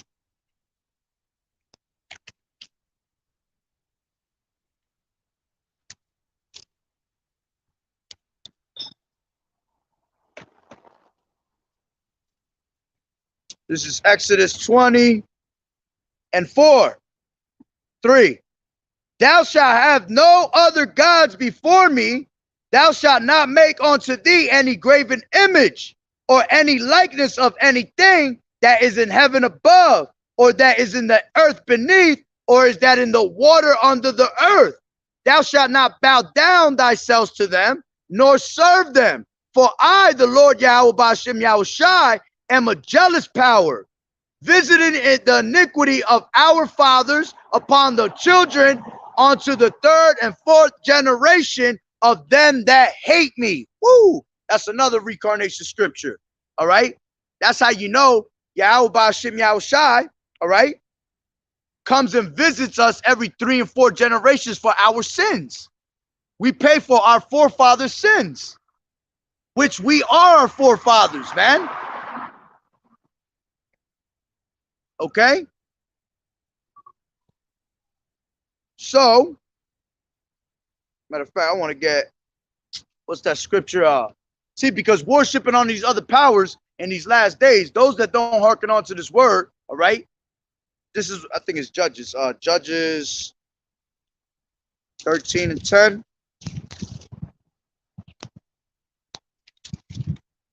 Judges 13 and 10 or 10 and 13. One of them. We're about to find out. 10. Con, 10 and 13. Judges 10 and 13. The water Yahweh by Shem Yahushua. All right. Judges 10 and 13 says, ye have forsaken me and served other gods. Wherefore I will deliver you no more. Go and cry unto the gods which ye have chosen. Let them deliver you in the time of your tribulation. And that's how it's going to be in these last days. These fucking people out here want to be worshiping on Caesar Borgia. All right. They want to be worshiping Jesus. All right. It said, let those gods. All right.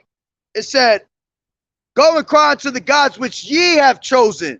Let them save you in the time of your tribulation. See, none of these, man, you're going to go out there and you're going to go pray to these damn, these images, these false names, and you're just going to be talking to straight air, man. You're going to be talking to a God that don't hear, a God that don't see, all right? But praying to Yahweh B'Shem Yahushai, oh, he listening to you. He hear those, man, that pray upon his name. That's why I say in Zephaniah 3 and 9, then I will turn to my people a pure language. All right? Let me get that real quick. Zephaniah 3 and 9.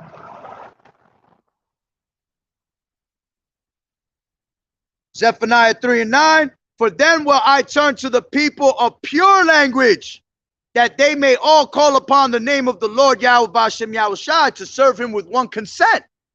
And that's why the names are important, because it tells you in Proverbs 18 and 10, all right, or 10 and 18, I think it's 18 and 10. It tells you that the name of the of Yahweh B'Shem Yahushua is a strong tower. The righteous man running into it and is safe. All right, so that name is crucial, man. All right, so let's go back to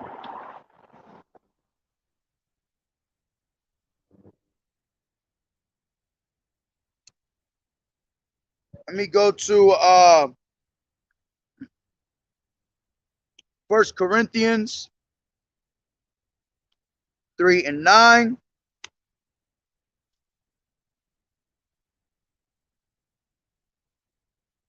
First Corinthians 3 and 9. And it says,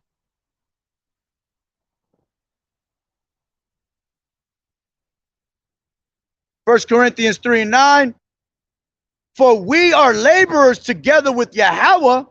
Ye are God's husbandry. Ye are Yahweh B'Shem Yahushua's husbandry. Ye are Yahweh's building. See? That is our husband. We are his woman. Okay? That's beautiful. Okay? Let's go to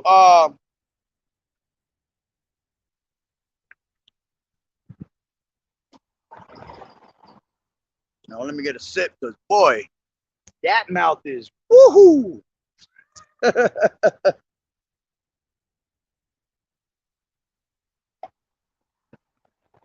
mouth is dry. That shit dry like an ashy elbow. Yo, let me stop. Oh, what brother got up here?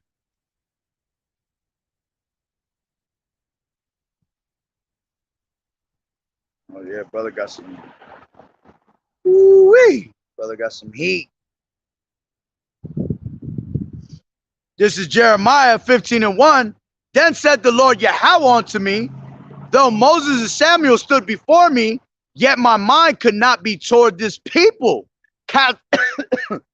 Salakia. Cast them out of my sight and let them go forth. Yeah, that's why Yahweh B'Shem Yahushua just threw us to the curb, man. He said, you know what, man? I can't rock with these people right now, man. We provoke Yahweh B'Shem Yahushua to anger, man. And that's why we went through the curses that we went through. That's why we went through all the things that we went through in Deuteronomy 28 chapter and still going through. All right? Ain't none of that go away from us, man. Just because we ain't in chains and on boats and shit doesn't mean we're not in captivity still. It tells you in Baruch we are yet still into captivity and to this day, man. All right? It says we are subject onto payments. You got to bust your ass to pay your bills, all right? You got a license. You got a birth certificate, okay? That's all slavery. It's just modern day slavery, okay? The moment your ass is born, you a slave. That's why they make your parents sign that birth certificate, man. And then you're signing, what you're really doing with that birth certificate is you're signing off to the government to own you. Straight up. Yeah, I bet you I didn't know that. And that, I learned that through Apostle Gabar. You know, he did a beautiful video on that, man. All right? Because the moment you're signing off that paper, you're signing it off to the elites, letting them know that they own you, man. All right? Yeah, you put your name on it and all that. Yeah, it says that you're the father, you're the mother, whatever. Okay? But that piece of paper, that copy goes to the elites. Okay? That social security number gets put in the system. You are numbered basically, man. Okay?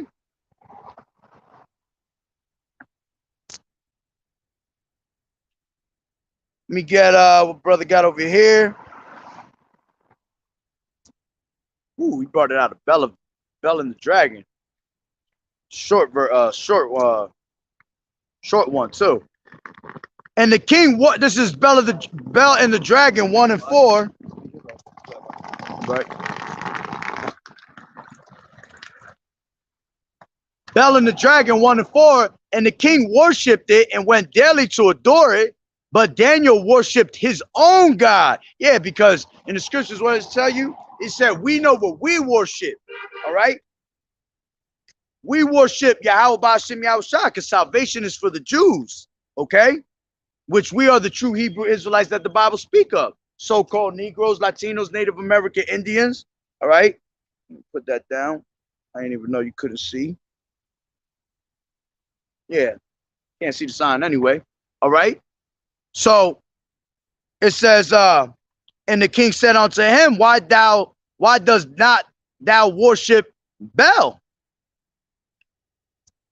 Who answered and said, because I may not worship idols made with hands, but the living power. All right. So for anybody that's new on this comment board, God means power, man. All right. That means Elohim. Okay. The powers, the divine ones, the angels. Okay.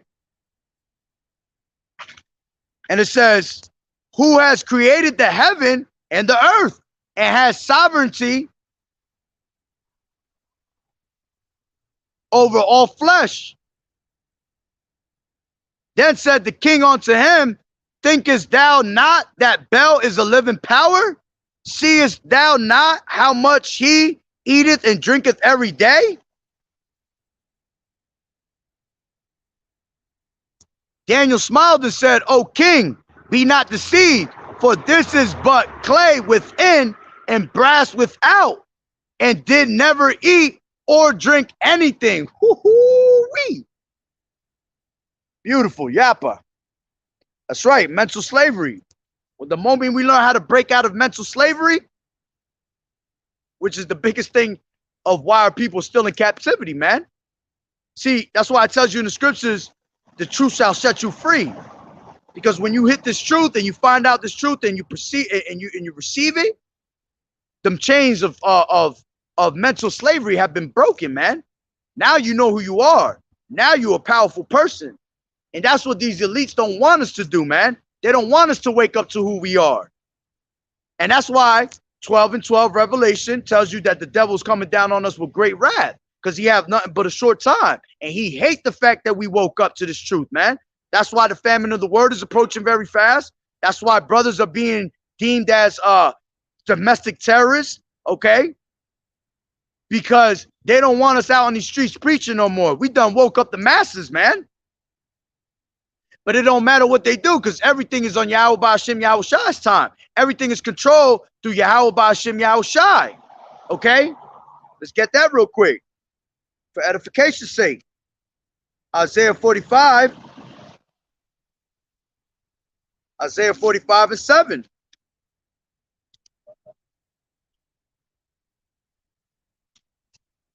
It says, I form the light and create darkness. I make peace and create evil.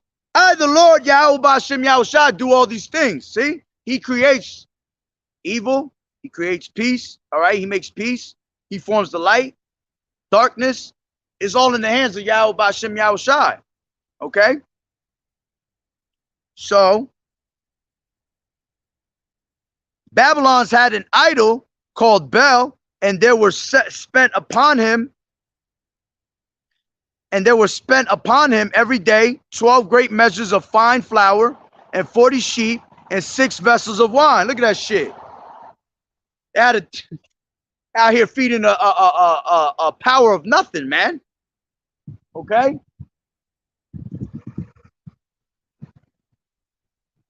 Oh yeah. I see. That's why I just looked at it. I was like, oh shit, he went from like 14 something to like 3. All good though. All right. That's right. The Lord killeth and make alive. He bringeth down to the grave and bringeth up. Okay. Then it says after that, he make you rich, he make you poor. Okay. Everything is controlled by Yahweh B'Shem Yahushua. It ain't nothing for him to take a poor man and snap his fingers and he's somebody, man. It ain't nothing for Yahweh B'Shem Yahushua to have you walking down these streets and boom, you get hit with a damn car. All right? Next thing you know, you wake up in the spirit world. Okay? That's why you got to pray for mercy every single day. Imagine Yahweh B'Shem Yahushua taking your spirit while you're sleeping in a heart attack. Ooh, that's the worst. You could be sleeping, getting nice little rest. Actually, that's not a bad way to go, honestly, because you went in your sleep. But still, you know, he could take your spirit while you sleeping, man. Next thing you know, you sleeping and then you just wake up in the spirit world. Okay? That's right. The Lord Yahweh B'Shem Yahushua maketh poor and maketh rich. He bringeth low and lifteth up. Beautiful. All right? That's right. That's word is born. That is a merciful way to go. That's a straight sleep. But shit, you don't want to go with a heart attack. You're going to feel that shit in your sleep. You're going to wake up out of your sleep. You're going to be touching, grabbing. You know, best way to go would be peacefully in your sleep, you know, with nothing that happened to you. You just went in your sleep. You were already sleeping. You wake up there. All right. All right. So going back to second. Let me get Revelations 19 to show you more that we are Yahweh B'Shem Yahushua's woman preparing ourselves for the marriage. All right. Man, I messed up that page right there. 19. I want to say Revelations 19 and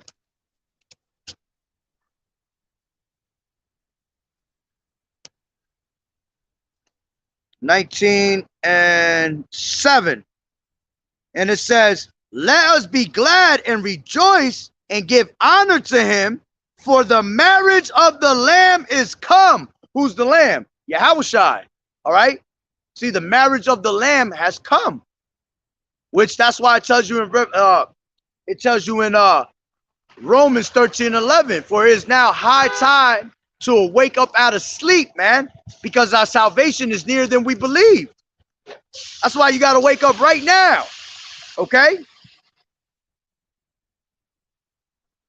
And it says, let us be glad and rejoice and give honor to him, for the marriage of the Lamb is come, and his wife has made herself ready. Who's the wife? Israel, the elect. All right. We are all making ourselves ready for the marriage. And it says, and to her was granted that she should be arrayed in fine linen, clean and white. For the fine linen is the righteousness of the saints. And yeah, that's what white represents. White represents pure. All right. So that fine linen that we're going to put on is that pureness. All right. Being that perfect sacrifice. Because that's what we're doing out here on these highways and byways. We're preparing our bodies to be a living sacrifice, man. Okay. So we're putting on that white linen. All right. That pureness, that righteousness. Okay. And it says, and he saith unto me, right, blessed are they which are called to the marriage supper. That's how you know when Yahawashi was speaking in Luke, and he said that bid him to the supper. The supper was an actual marriage. All right, it was symbolic for that. Okay, and it says, blessed are they which are called unto the marriage supper of the Lamb. And he saith unto me, these are the true sayings of Yahweh B'Hashem Yahushai. Woo. All right. Man, that's beautiful. Woo. Beautiful. That's right. You do. That's right. You got to wake up like them virgins. That's right. That had the oil in their lamps. I forgot, where's that at? Us in I forgot what chapter. I was just reading that not too long ago too. That's right. You had the 5 that didn't have the oil in their lamps, and then you had the 5 that had the oil in their lamps. And then the ones that didn't have oil in their lamps, they asked the ones that had oil if they could spare them some oil, and they told them, nah, go out there and look for it. And by the time they went and looked for it, all right, what happened? Sudden destruction came, man. They were left in darkness. All right. That's why it goes back into make no tarrying to turn to the Lord. You got to turn to the Lord right then and there, man. You can't be bullshitting with this truth, man. Because you could be left in 2 seconds. You could be left behind, man. Okay. So let me go to Isaiah 54 and 5. Isaiah 54 and 5.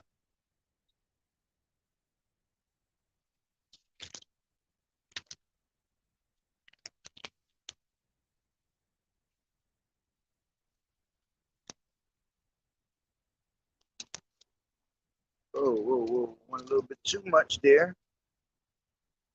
Oh, man. 1 second.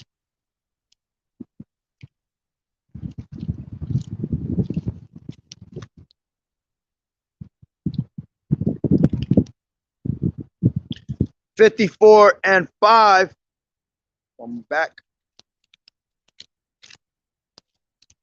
Shalom, brother. Yahweh B'Hashem Yahushua Barakatah. Okay. Yeah. We be all day on Instagram, going back and forth. Call Loim Yahweh B'Hashem Yahushua for you to tune in, brother. Hola, ¿cómo estamos? Ahí.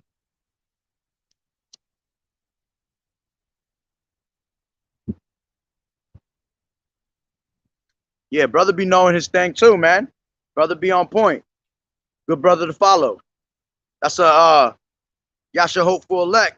I mean, Yasha hopeful. That's a good brother to follow too. Fish turned hunter. Brother named Ash. Good brother to follow. Both of y'all should follow each other. Both in the right spirits, man. Call Loim Yahweh B'Hashem Yahushua. All right. So this is 54 Isaiah and 54 5. Let me. Oh, Slaki, I'm in the wrong one. I went to 64. Hold on, let me go back a couple pages. I was looking at it like that. I don't look like what I'm looking for. All right, 54 and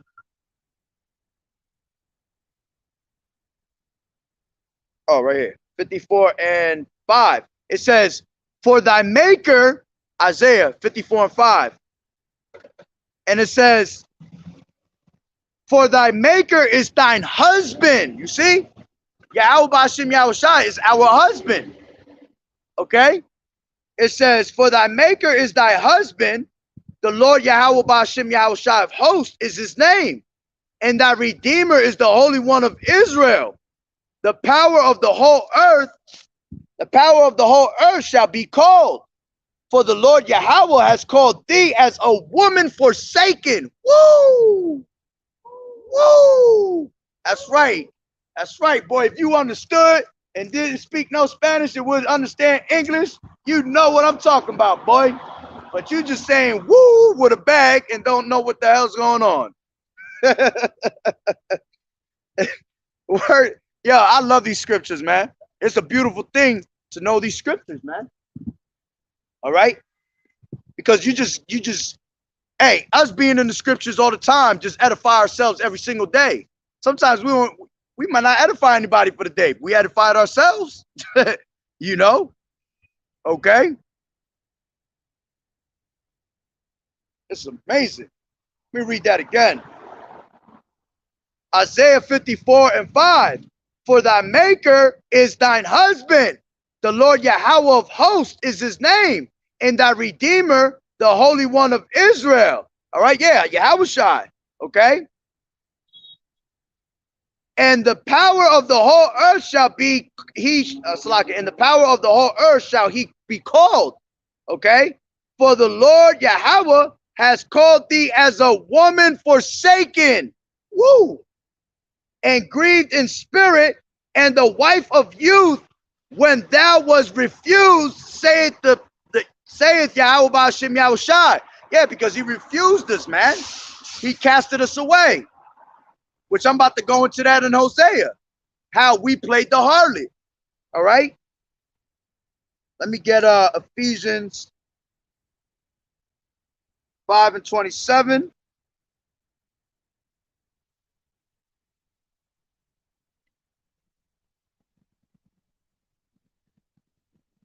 Ephesians 5:27, and it says,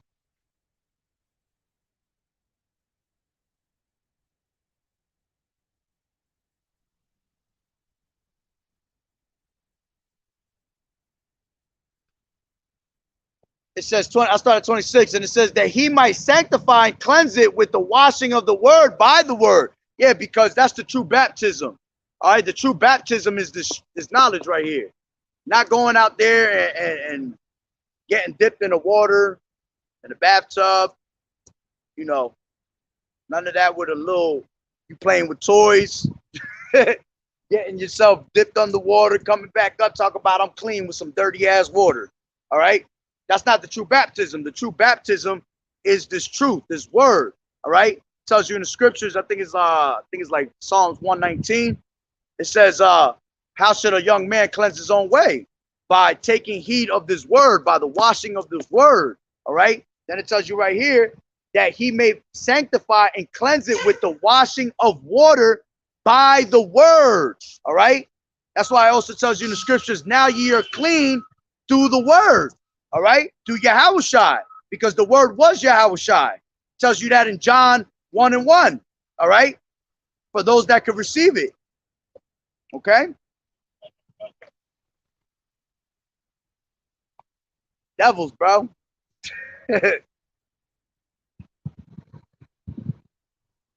Yeah, as a matter of fact, that's a good point, brother. That's right. Hebrews 13:2.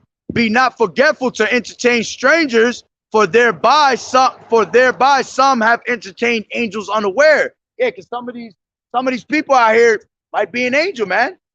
They disguise themselves as these people sometimes, man. That wasn't no angel. He was just mocking me. He heard me say woo. He was like woo. He just looked at me like I was bugged over there. But hey, good point though. We never know, you know. So you know what? Salakia for that. All right, that's a great point. And and hey, I'm pretty sure brothers got testimonies where they feel like they have, entertained angels, man. Because there's a couple people when I first started, I could have, man. I ain't even gonna swear because you don't want to swear, but I really felt like there were angels, because they would come. There was two people that I thought there were angels. They came 2-3 times in a row, and then I never seen them again in my life. And the words that they were, the questions they were asking me was just like a test. of what I knew, of my knowledge of the scriptures. Both of them brothers was like that, and I haven't seen them since. That's been almost a damn year, you know? So, hey, you never know who you entertaining out here, man. Yeah, that guy was drunk over there. He was walking with a saddlbag with one of them. You know how they do in the cartoons where they be having the stick with the bag on it? That's what he had. He had like a stick with a bag on it. Talk about whoo, straight Mexican. Then he walked over there, I believe. All right. So where was I? Ephesians 5:27. And it said,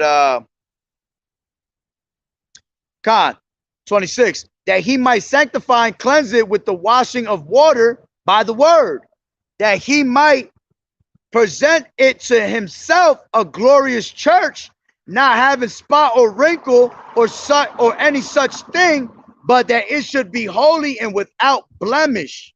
So ought men to love their wives as their own bodies. He that loveth his wife loveth himself.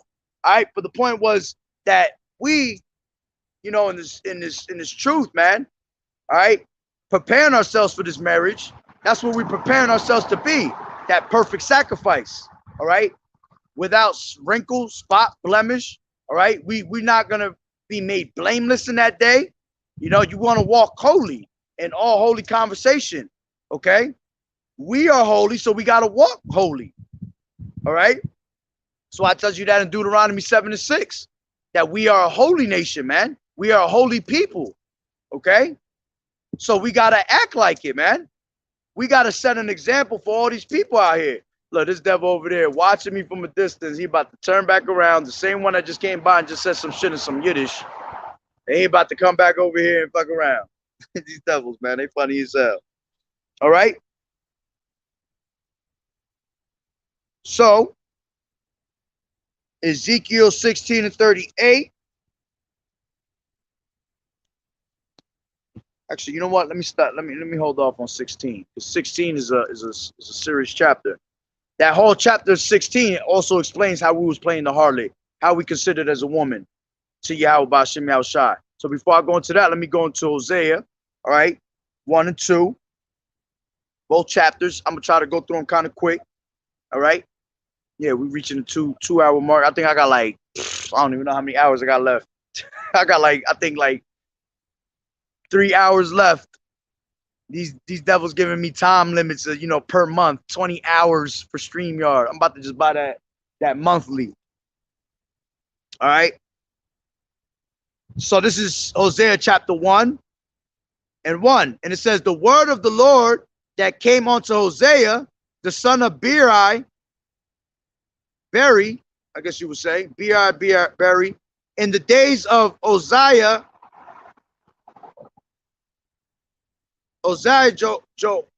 Jotham, Ahaz, and Hezekiah, king of Judah, and in the days of Jeroboam, and the son of Joash, king of Israel, the beginning of the word of the Lord Yahweh by Hosea. And the Lord said to Hosea, go take unto thee a wife of whoredoms and children of whoredoms, for the land has committed great whoredom, departing from the Lord. Yeah, so that's symbolically talking about how Israel, all right, went out there and played the harlot, okay? And what happens when you play the harlot, all right? Let me get Leviticus 19 and 29. Because this part is actually talking about a real woman when she plays the harlot, what happens. But now we're going to take it in a spiritual sense. You understand? Leviticus 19. Leviticus 19 and 29.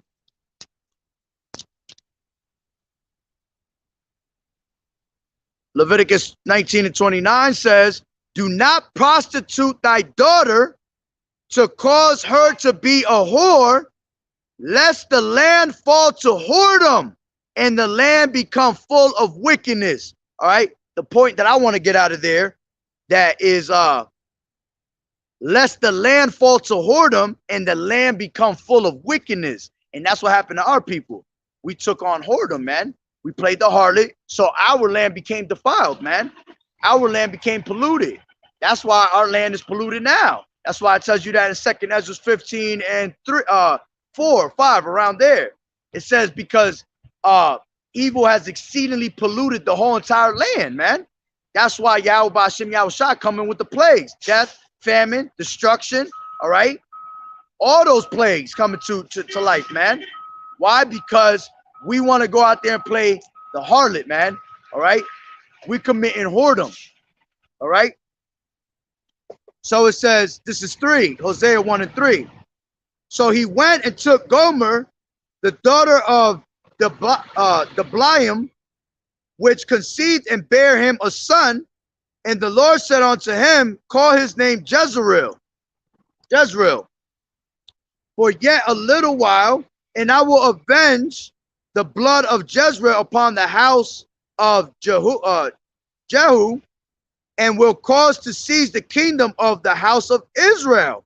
And it shall come to pass at that day that I will break the bow or the bow of Israel in the valley of Jezreel. All right. And it says, and she conceived again and bare a daughter. And Yahweh said unto him, call her name Lo-Ruhama. All right. For I will no more have mercy upon the house of Israel, but I will utterly take them away. See, he didn't want to have no more mercy on the house of Israel. He was casting Israel away. Okay. Which Lo-Ruhama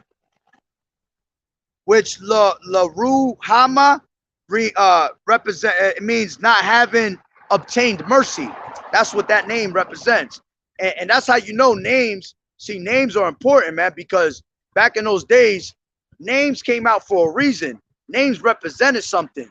They were always symbolic for something. All right. So even today, all right, even today, our names, all right, are symbolic and they mean things. You understand? Okay. So our names are all symbolic in these days, man, somehow. Okay.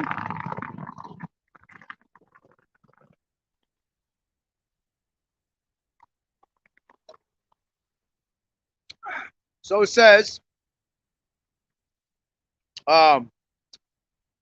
7, but I will have mercy upon the house of Judah and will save them by the Lord Yahweh their power, and will not save them by bow, nor by sword, nor by battle, by horses, nor by horsemen.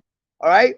So pretty much Yahweh Ba'ashem Yahushai was casting away Israel, but he was dealing with Judah. Okay. And then it says, now when she had weaned Lo-Ruhama, she conceived and bare a son. Then said Yahweh, call his name Lu-Ami, for ye are not my people. That's what that meant. All right. Lu-Ami meant ye are not my people. All right. So basically he divorced us. He straight divorced us right there. And I will not be your power. Yet the number of the children of Israel shall be as the sand of the sea, which cannot be measured nor numbered. And it shall come to pass that in the place where it was said unto them that ye are not my people, there it shall be said unto them, ye are the sons of the living power. Then shall the children of Judah and the children of Israel be gathered together and appoint themselves one head, and they shall come up out of the land, for great shall be the day of Jezreel. And that's what's happening now out here in America. All right, we have been brought out together, man, and became. That's why it talks about in Ezekiel 37 how you take the stick of Ephraim and you take the stick of Judah. All right, taking the northern kingdom and you taking the southern kingdom and you making them one stick, and that's how we became back together. Okay.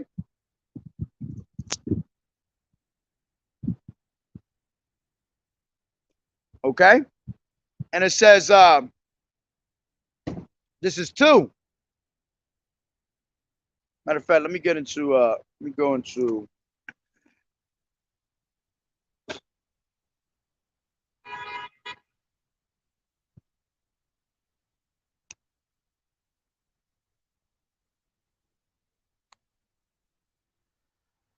actually now. Let me keep reading. And this is chapter 2. And it says, say ye unto your brethren, Ami, and to your sisters, Ruhama, okay, which Ami is, that is my people, okay. And then it says Ruhama, that means having obtained mercy. See, before it was not having obtained mercy, and then before it was not my people, but now it's the opposite. All right, now it is my people and is have obtained mercy. Okay. And it says, plead with your mother, plead, for she is not my wife, neither am I her husband. All right. Let her therefore put away her whoredoms out of her sight and her adulteries from between her breasts. Yeah, because she was acting like a prostitute. She was acting like a harlot. All right. So they telling them to put it away. Okay. And it says, lest I strip her naked and set her as in the day that she was born, and make her as a wilderness, and set her like a dry land, and slay her with thirst. All right. And that's what ended up happening. We were slayed with thirst, man. Thirst of this word, thirst of this truth. We didn't have this truth no more. We were pushed out. Matter of fact, when it says lest I strip her naked, that reminds me of the beginning, all right, of Genesis. What happened in Genesis, right? When Eve took on the philosophies of the serpent, all right? When she took on his philosophies, she said that, they said, why were they hiding? Yahweh Ba'ashem Yahushua asked, why were they hiding? They said, because I was naked, all right? And that was literally meaning naked. It was meaning that shame covered her. You understand? That nakedness was shame that covered her. You understand? All right? It was shame that was that was straight covering them. So that reminds me of that. All right? Because it said, lest I strip her naked and set her as in the day that she was born. Yeah, because see, there were people already before Adam and Eve, but Adam and Eve was the beginning of that whole bloodline of Israel, man. All right. So when Eve took on that philosophy of the serpent, shame had covered her. All right, just like it said right here. All right, because that's how I looked at it when it said the day she was born. Yeah, the day that Yahweh Ba'ashem Yahushai brought forth that bloodline of Israel. Okay, and it says, and make her as a wilderness, and set her like a dry land, and slay her with thirst. And I will not have mercy upon her children, for they be the children of whoredoms. For their mother has played the harlot. You see, they played the harlot. We played the harlot. Okay. And it says, she has conceived them. She that conceived them has done shamefully. For she said, I will go after my lovers that give me my bread and my water, my wool and my flax, mine oil and my drink. Therefore, behold, I will hedge up thy way with thorns, and make a wall that shall not find her paths. And that's exactly what happened to us. Okay. That they went and took on the customs of these other nations. All right. That's why she said, I'm gonna go. Let me read that again. She said, I will go after my lovers that give me my bread and my water, my wool and my flax, my oil and my drink. So she was going to these other nations for what they needed. We were going to these other nations, taking on these heathen customs, all right, taking on these other nations' ways for the things that we needed. putting our trust in them other than Yahweh Ba'ashem Yahushai. All right. And it says,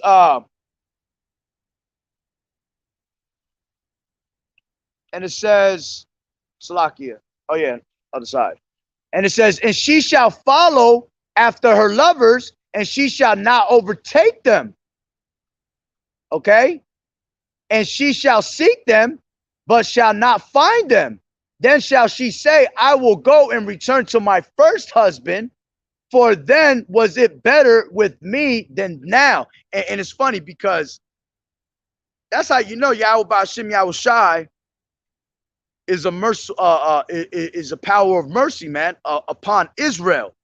Somehow we were so wicked, and he still had mercy upon us, because it tells you in the scriptures that when a woman leaves a man, right, she's not supposed to go back to the first man that she was with. All right, because you committing adultery by going on to another man and then going back to your first man. All right, and look, we did the same thing. But that happened because through the blood of Yahweh Ba'ashem Yahushai, all right? For Yahushai going on the cross, we're saved through his blood, all right? He redeemed us back because we were not even supposed to be redeemed back. But through the Comforter, through the Redeemer, through Yahushai, we were bought back through his blood. You understand? So, and let me go to Deuteronomy 28 and 44 real quick. Deuteronomy 28 and 44.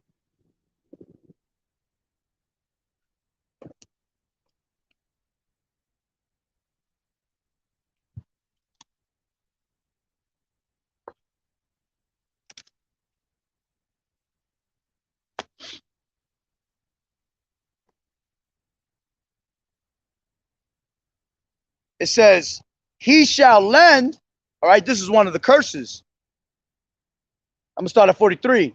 And it says, the stranger that is within thee shall get up above thee very high, and thou shalt come down very low. He shall lend to thee, and thou shalt not lend to him. He shall be the head, and thou shalt be the tail. And that's what happened to us. All right. We were being that tail, you know, by going on to these other nations, going on to these heathenistic ways. All right. We were being that tail, following the shit that they were doing, because the head leads the tail. All right. In an animal, you don't see the tail in front. You don't see the tail leading the head. You see the head, the front of the damn animal, leading the tail. Wherever the head goes, the tail goes. Okay. So we started following after their ways, man. That's right. Yahweh Ba'ashem Yahushai gonna kill all the men we went a horn to. That's right. Oh yeah.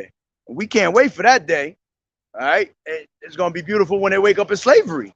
You know, when we have their asses in slavery for all the wicked shit that they was doing, they're gonna learn, man.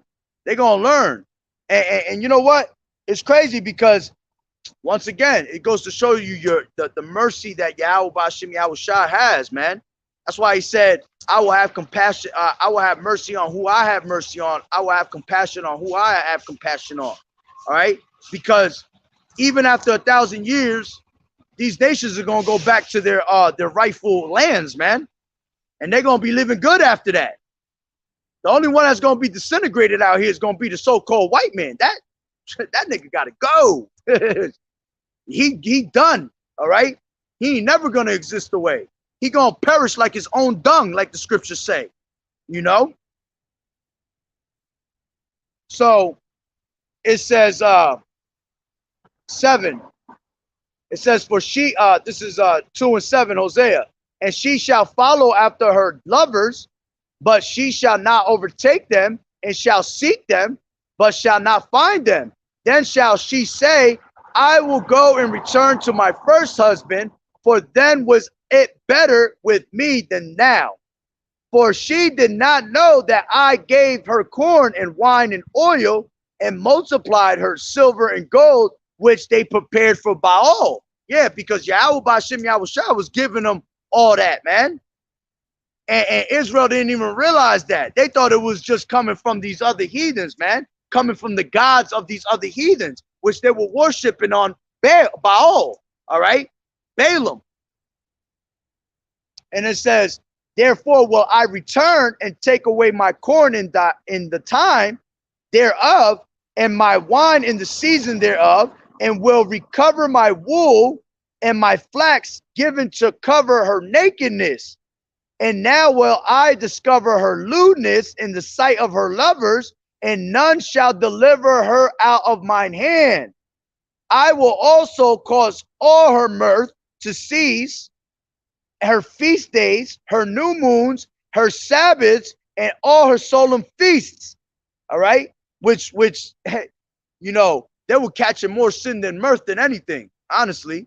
All right, they wasn't even making mirth, man. They was getting more sins than anything. They were sinning all over the place. All right. So it says, and I will destroy her vines and her fig trees, whereof she has said, there are my rewards that my lovers have given me, and I will make them a forest, and the beasts of the field shall eat them. And I will visit upon her days of Balaam, wherein she burnt incense to them, and she decked herself with her earrings and her jewels, and she went after her lovers and forgot me, saith the Lord Yahweh Ba'Shem Yahushua. Yeah, and that's what happened. They started just going completely off and they forgot about Yahweh Ba'Shem Yahushua. And that's why he basically cast us away like that, man. He ain't want nothing to do with us no more. Okay? Because we went completely off. All right? So it says,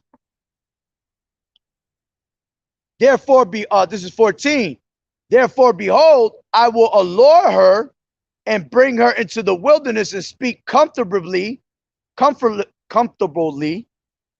unto her. All right, which allure, I believe it means to bring her back, to take her back. All right, which was mercy. All right, to take us back, man, somehow. Okay, after the shit that's why we suffering for the things that we did right now.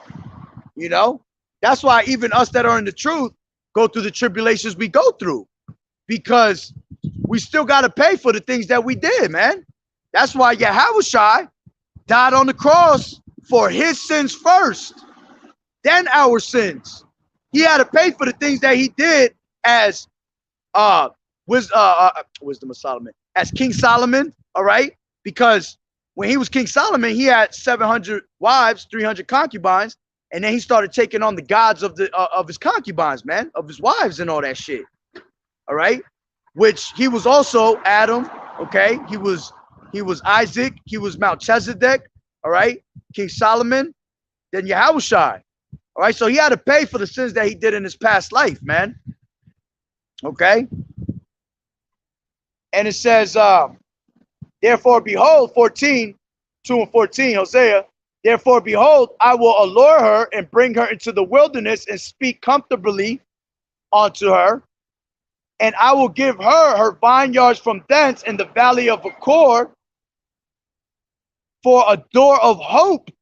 And she shall sing there as in the days of her youth, and as in the day when she came up out of the land of Egypt. All right, which I don't remember too much how it is, but that Achor, all right, the valley of Achor was it was something with the camp. The camp had got plagued, and Achor, his family had got stoned to death. All of them got stoned to death. All right, they were I believe they were burned and all that, because he was not supposed to take any possessions of that time, and he ended up taking a garment, a Babylonian garment. He wasn't supposed to take anything. He was supposed to burn the place. That's what he was supposed to do, burn the place. All right, and he wasn't supposed to take no possessions, but he ended up taking a Babylonian garment, you know, and then his family ended up getting put to death. They got stoned and everything, man. All right. And it says 16, and it shall be at that day, saith the Lord Yahweh, that thou shalt call me Ashai, and shalt call me no more Baali, for I will take away the names of Balaam, all right, out of her mouth, and they shall no more be remembered by their name. Yeah, and that's pretty much what happened now. Yahweh Ba'Shem Yahushua gave us this truth. That's right, yeah, they were told, yeah, they stole, Khan. They were told not to take any garments, and he stole garments and gold and hid himself. Yep, that's right. The water, brother, I appreciate it. All right. So, that's what happened to us now. You know, the word, the other gods have been taken away from us, and we were given the true power back, man. Given Yahweh Ba'Shem Yahushua, given the names, the true names. You know, now we are no longer calling upon these other names that we were bugged out with, man. Now we're calling on the true power of Yahweh Ba'Shem Yahushua. All right, which is a beautiful thing, man. As long as you, man, when you got these names, man, it's powerful, man. All right.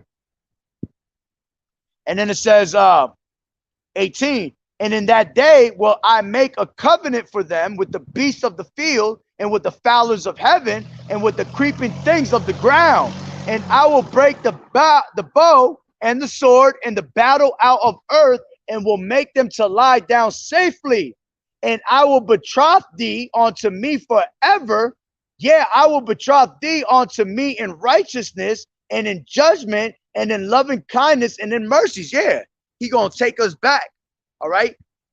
He gonna take, basically, you know, we were playing the harlot. He gonna take us back as a wife, man. All right. He gave us a chance. He gave us mercy. Okay. Khan, number 16 and 27. Gotta write that down.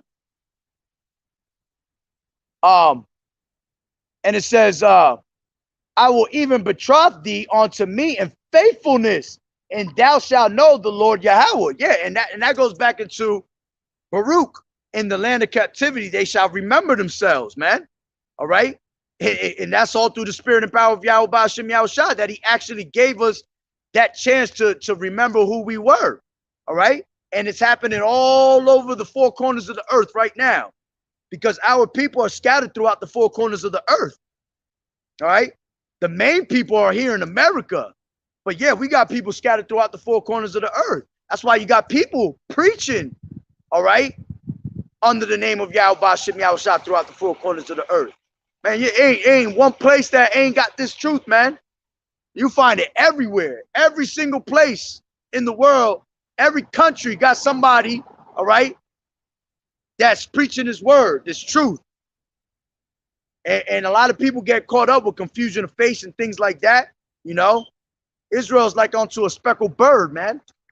All right, we come in different colors. All right. Not only that, you got to know the wheats and the tares. All right, because the tares are the ones that, you know, everything goes through your father's lineage. All right, I believe it's number 1 and 18. All right, the pedigrees of our fathers. All right. So if your father's an Israelite, shit, your mom could be a damn heathen all she want.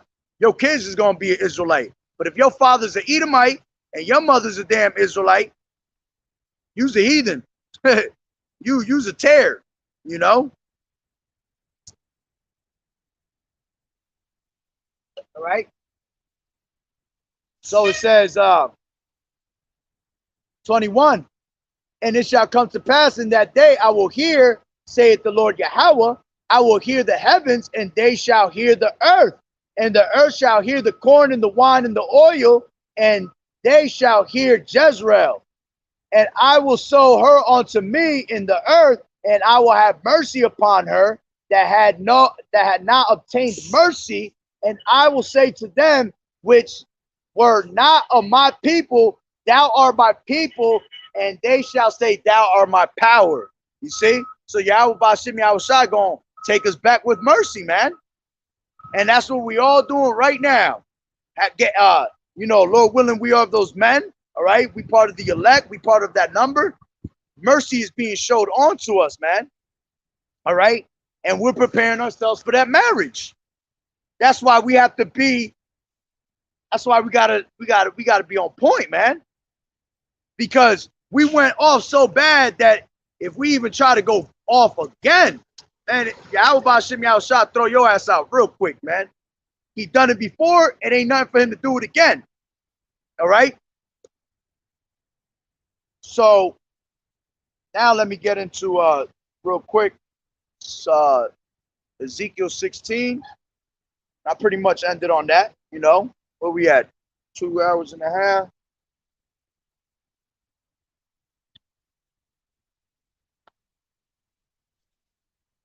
Ezekiel, it's a long chapter too. I'm not even gonna read the whole thing, but you know, for y'all that's on the board, y'all can read, you know, chapter 16 Ezekiel. All right. Shalom, sister. Call on Yahweh Hashem Yahushua. Yahweh Hashem Yahushua Barakatah. All right. We could y'all could read. All right. Ezekiel 16 speaks about how we were the harlot. All right. So I'm gonna get just a couple key points. All right. Let me see what I can come out with real quick. Give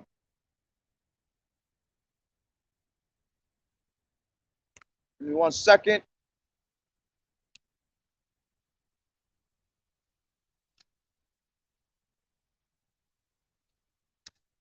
All right, this is 15. And it says, but thou didst trust in thine own beauty and played the harlot because of thy renown, and empowered us, and hold on. Empowered us, yeah. And thy renown empowered us out thy fornications on every one. Salakia, poured us out thy fornication on every one that passed by his it was. Yeah, because that's what it was.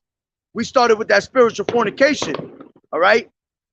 And spiritual fornication, man, like I said earlier, that's the worst thing you could do, because the first commandment is that thou shalt not have any other gods. All right. So that's pretty much one of the biggest things that our people did. They went on to spiritual fornication. And I believe there's a scripture that says that the beginning of spiritual fornication was the beginning of I think it was sin, it said, or death. I think it was sin. No, it was sin. All right. Can't go into it because I ain't got my phone. It's on live. All right. If a brother could put that up, Baba Kushal, it says that for the beginning of spiritual fornication, or the beginning of fornication was the beginning of sin, I believe. The water. And it says, and if thy garments, 16, and if thy garments, and of thy garments thou didst take and deckest thy high places with diverse colors, and placed the harlot thereupon, the like things shall not come, neither shall it be so. Thou hast also taken thy fair jewels of my gold and of my silver, which I had given thee, and madest to thyself images of men, and didst commit whoredom with them. Yeah, because we were taking the silver and gold and making these images, man, and committing sin with them, committing fornication, spiritual fornication. Okay. And actually, matter of fact, it's crazy too, because I believe I did that. I went into the blue letter, and if somebody got the blue letter on them, go into that. Where it says 16, where was it? Is it 16? Yeah, this is 16. Yeah, 16 and 17. And where it says, madest thyself images of men. Put in that word, find out what it says for images of men. All right? Because not only it was just straight images of men, you also had, back in those days, they were doing some crazy ass wicked shit, making like, you know, what you would call today in these days, like dildos and shit like that. They were grabbing silver and gold and making images of men with that also, and playing harlot with that. You understand? I believe it goes into that. All right. So, man, they were doing spiritual fornication. Then they were making images of gold and silver and doing actual fucking, wicked ass adultery shit with it, man. Straight wickedness with it. Okay? And it says, and did us commit whoredom with them, and took us thy broidered garments and covered them, and thou hast sent mine oil and mine incense before them. Wisdom of Solomon 14:12. What you got here?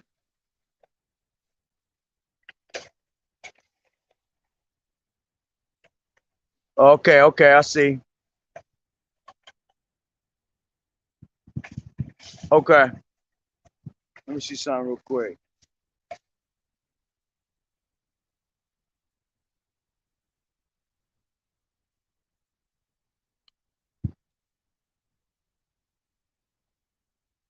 Second. Give me 1 second.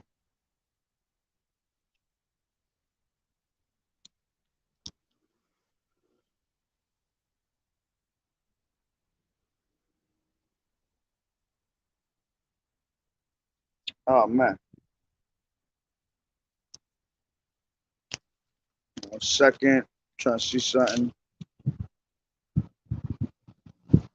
Khan. That's what I was looking for right now. The water, brother. I appreciate it.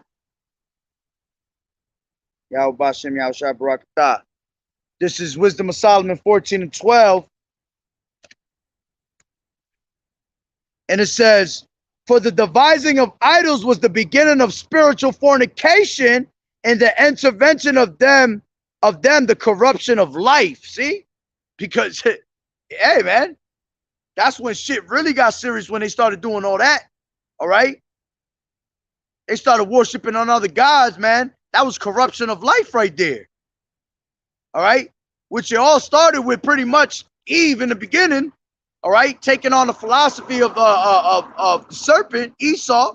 All right, but then it just got worse and worse after that. Okay, the water, brother.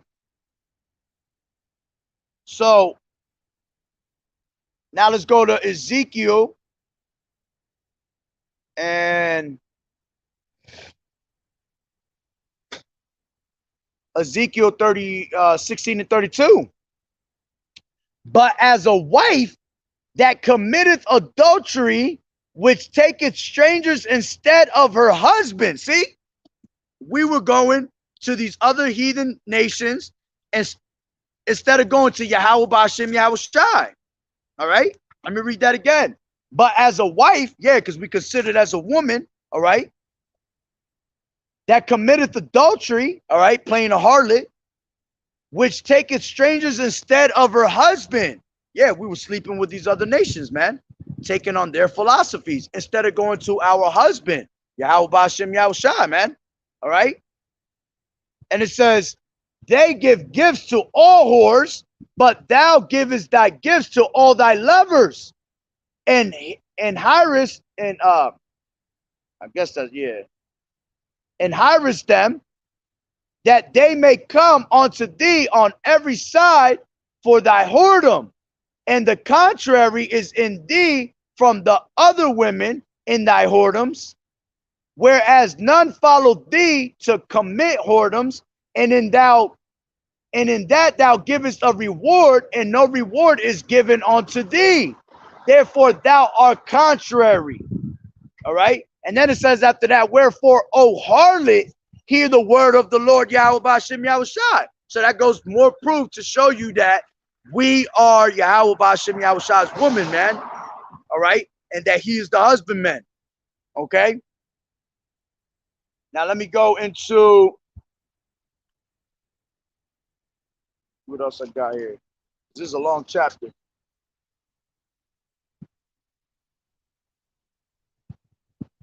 All right.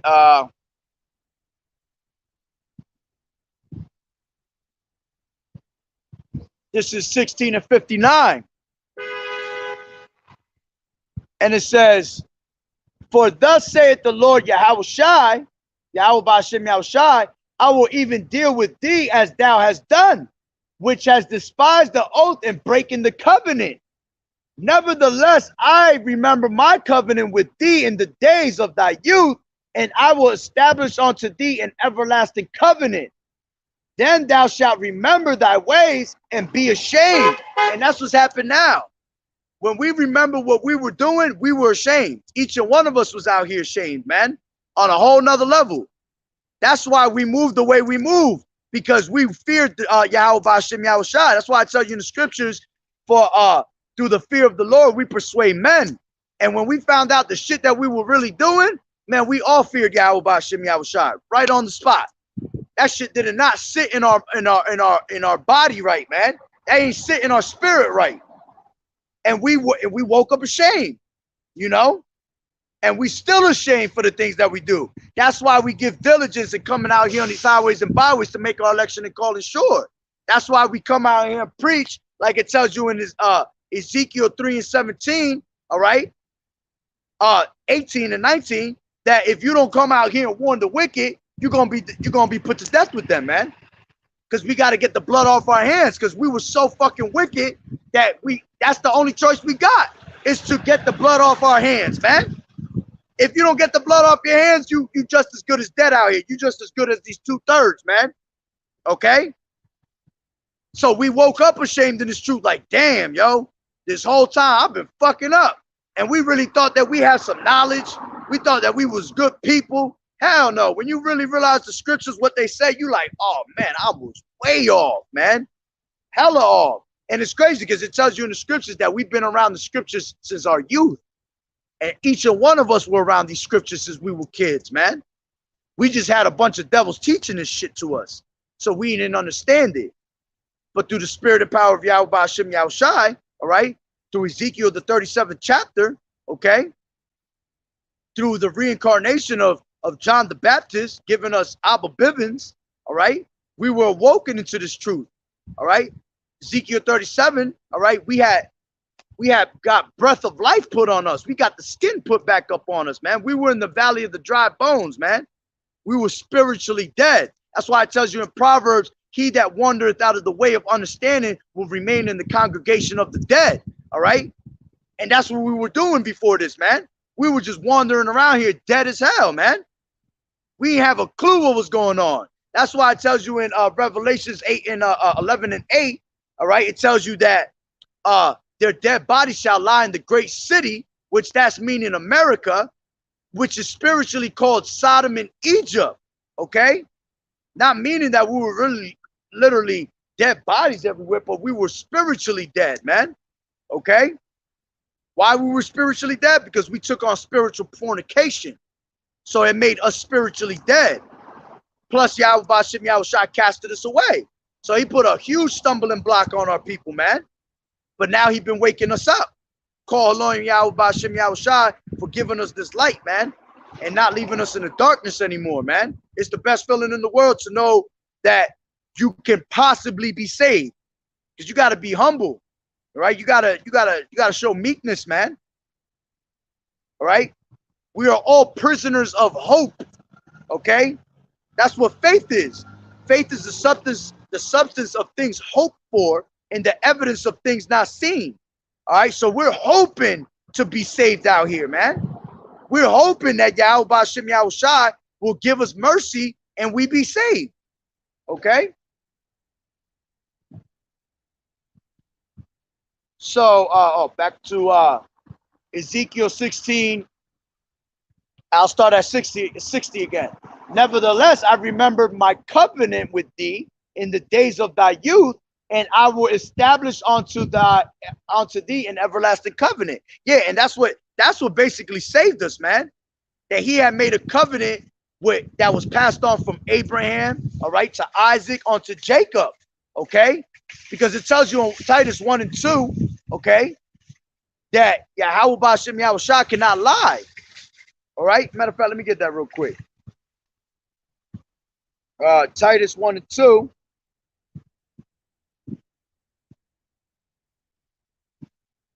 Titus 1 and 2 says, in hope of eternal life, which Yahweh, that cannot lie, promised before the world began. Yeah, because it was all predestined, man. All this was predestined from the beginning, man. Okay? So everything played out the way it was supposed to play out. Why? Because this is Yahweh Ba'Shem Yahushai's movie, man. He do whatever he want in this movie. You feel me? So he can't lie. He made a promise, so he gotta stick to that promise, man. Okay?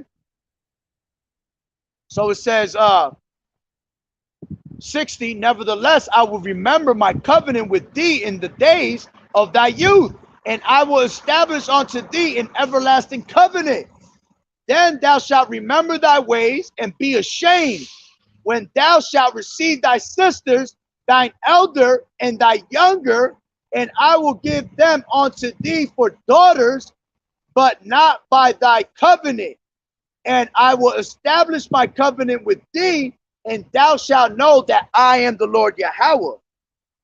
That thou mayest remember and be confounded, and never open thy mouth, anymore. Yeah, we ain't gonna open our mouth no more.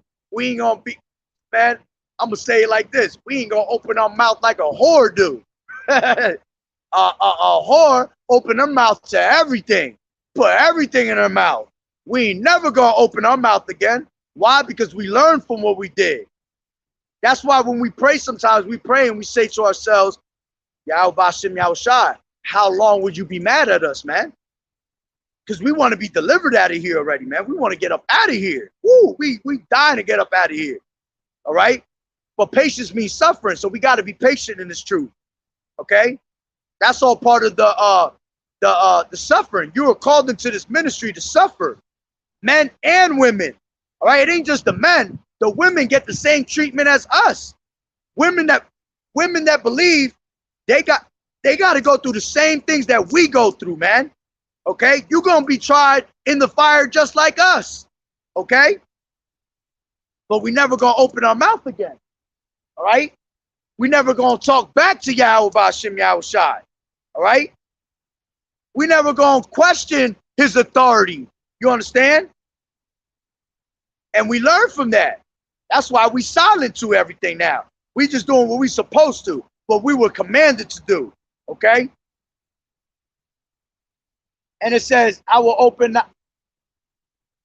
it says, and never open thy mouth again anymore because of thy shame. Yeah, because we hella shamed, man, for doing what we did. And it says, when I am pacified toward thee for all that thou hast done, saith the Lord Yahweh Ba'Shem Yahushai. So for the things that we have done, all right, we ain't trying to go back to them ways again, man. We're not trying to go. See, you got to be thankful that Yahweh Ba'Shem Yahushai, that this is our last captivity, man. That from this point on, we're going to be able to enjoy life and live forever, man. See, that's why in order for you to enjoy that righteousness, you have to go through wickedness. That's a perfect balance. I spoke about that yesterday's video, about balance, you know. A false balance is an abomination to Yahweh Ba'Shem Yahushai. So that's where that balance kicks in, you know. In order for you to enjoy your righteousness, you're going to have to learn of the wickedness you've done. You understand? So we can enjoy that righteousness. That's why brothers enjoy their life now. We more content than we ever was, man. A lot of us is at the bottom, man, hurting. But having this truth is what makes us rich. Having this truth is what gives us, that makes us above everything. We the smartest people on earth. Just like Apostle Gabar talks about, we high-valued men because we have this truth. Ain't nothing could top this truth out here, man. Wisdom is everything. And by having wisdom of what we've done wrong, of what the scriptures really say, you know, through the Spirit, that's what the Holy Spirit is, the true understanding of the scriptures, okay, which is given to us through Yahushai, Yahweh Ba'Shem Yahushai. Okay, so by us knowing this truth, man, it's a beautiful thing. All right, we are most likely saved. But I don't want to say it like that because we got to be humble, man. You talking about, you got like the elders been in this truth 40 years, man, 40 plus years. And even them themselves say to themselves sometimes, man, I feel like I'm not worthy of this truth. Because that's humbleness, man. That's meekness, okay? Because honestly, none of us are actually worthy, man. All right, we ain't nothing. Yahweh Bashem Yahushua said we are worms to him, man. He look at us as worms. He ain't got to wake you up tomorrow, but he's a merciful power. So he shows us mercy all the time, man. And that's why you got to be thankful, man. You got to be thankful that you're alive, all that. Because he's having mercy on you. Thankful that he's giving you this truth and you're receiving it. That's why no man put his hand to the plow and look back. You stupid if you look back, man. You grab this and you run with it. You run for the touchdown. That's what happens in football. Nigga get kicked the ball to, all right? If he got all the openings, all the blocks, he gonna run that shit for the touchdown. That's what you're supposed to do with this truth. We have all the blocks. We have all the blocks we need in this truth now. Why? Because we have Yahweh Bashem Yahushua. So he's the one that's going to protect us. So when we going through the fiery darts, all right, matter of fact, let me end it with that. Woo. Ephesians 6 and 10.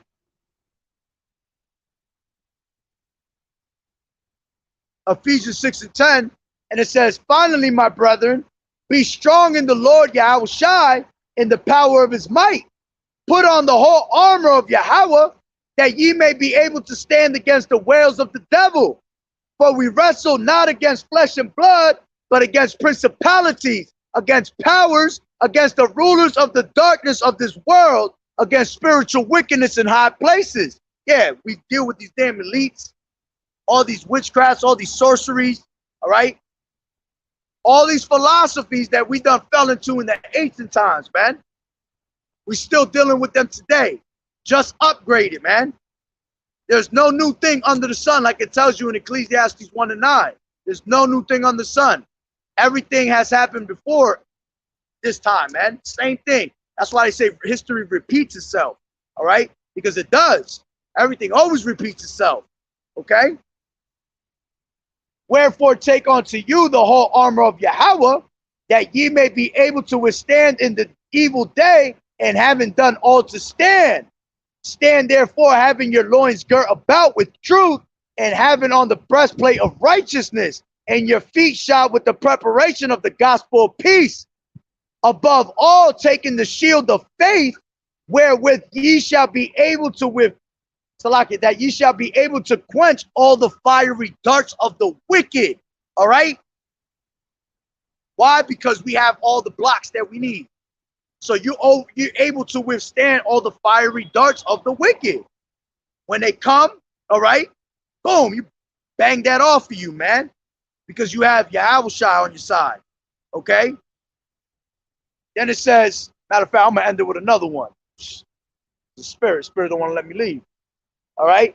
And it says, and take the helmet of salvation and the sword of the Spirit, which is the word of Yahweh. Yeah, this book, you feel me? This book is your everything, man. This book should not depart from you. This book go everywhere with you. When I go to work, this book is with me. When I go to sleep, this book right here with me. You understand? Everywhere I go, this book with me, ready to pull it out on somebody when they need to. Why? Because this word is like a two-edged sword, all right? This word is a two-edged sword. It's sharper than any two-edged sword, okay? This shit ready to cut people. See, our weapons are not carnal. The weapons of our warfare are not carnal. The weapons of our warfare are spiritual. The scriptures, man. And then it says, praying always with all prayer and supplication in the Spirit, and watching thereunto with all perseverance and supplication for all the saints. For me that utterance may be given unto me, that I may open my mouth boldly to make known the mysteries of the gospel. And that's right. We're not ashamed to preach this gospel, man. We don't care what you think, what you sound like, Okay, what you think we sound like? All right. Second Ezra 15 and 3 says, fear not the imaginations of them. Fear not the incredulities of them. Let me get that real quick. For all unfaithful shall die in their unfaithfulness. Okay. Second Ezra 15.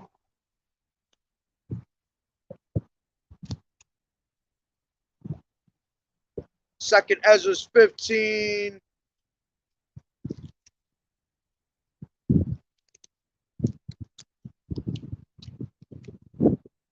One more right here. Second Ezra 15 and 3. Fear not the imaginations against thee. Let not the incredulity of them trouble thee that speak against thee. For all unfaithful shall die in their unfaithfulness. All right. So we're not worried about what these people think about us, man. We're not ashamed to preach the gospel because all these unfaithful ass people, all right, all these heathens, they're all getting put to death, man. All right. And they're going to wake up. Our people going to wake up in the kingdom of shame, the 2/3. They're going to wake up ashamed. Okay. And the rest of these heathens, they're just going to wake up to straight slavery. They think they're going to be in good case. Hell no. All right. They waking up to straight chains as a baby. Woo. Hey, you what? That's the worst. You wake up into straight chains as a baby. Oh man. We're going to make sure we feed you real good so you can work real hard. You understand? So we could, you're going to be building, boy. There's going, like brothers say all the time in the camp up in, when I go with GMS, they say, what? We're going to have plenty of work for you. It ain't going to be like this side where they be like, oh, well, we ain't got no work for you. You got to go claim unemployment. Nah, there ain't going to be no such thing as unemployment in the kingdom. Hell no. Hell no. We got work on a daily for you, boy. You understand? Y'all got to clean the earth. Y'all going to clean up these bodies, man. These dead bodies.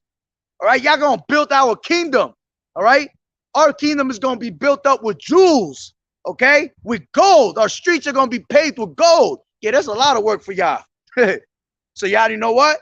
I'll be telling Edomites all the time. Y'all better get ready now. Better get your craftsmanship up now. All right. So let me end it with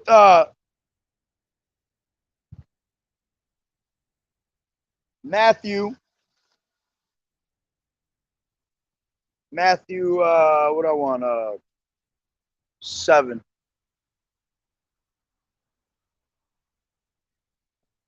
Matthew 7. Yeah, because this is what you got to have to quench all the fiery darts of the wicked.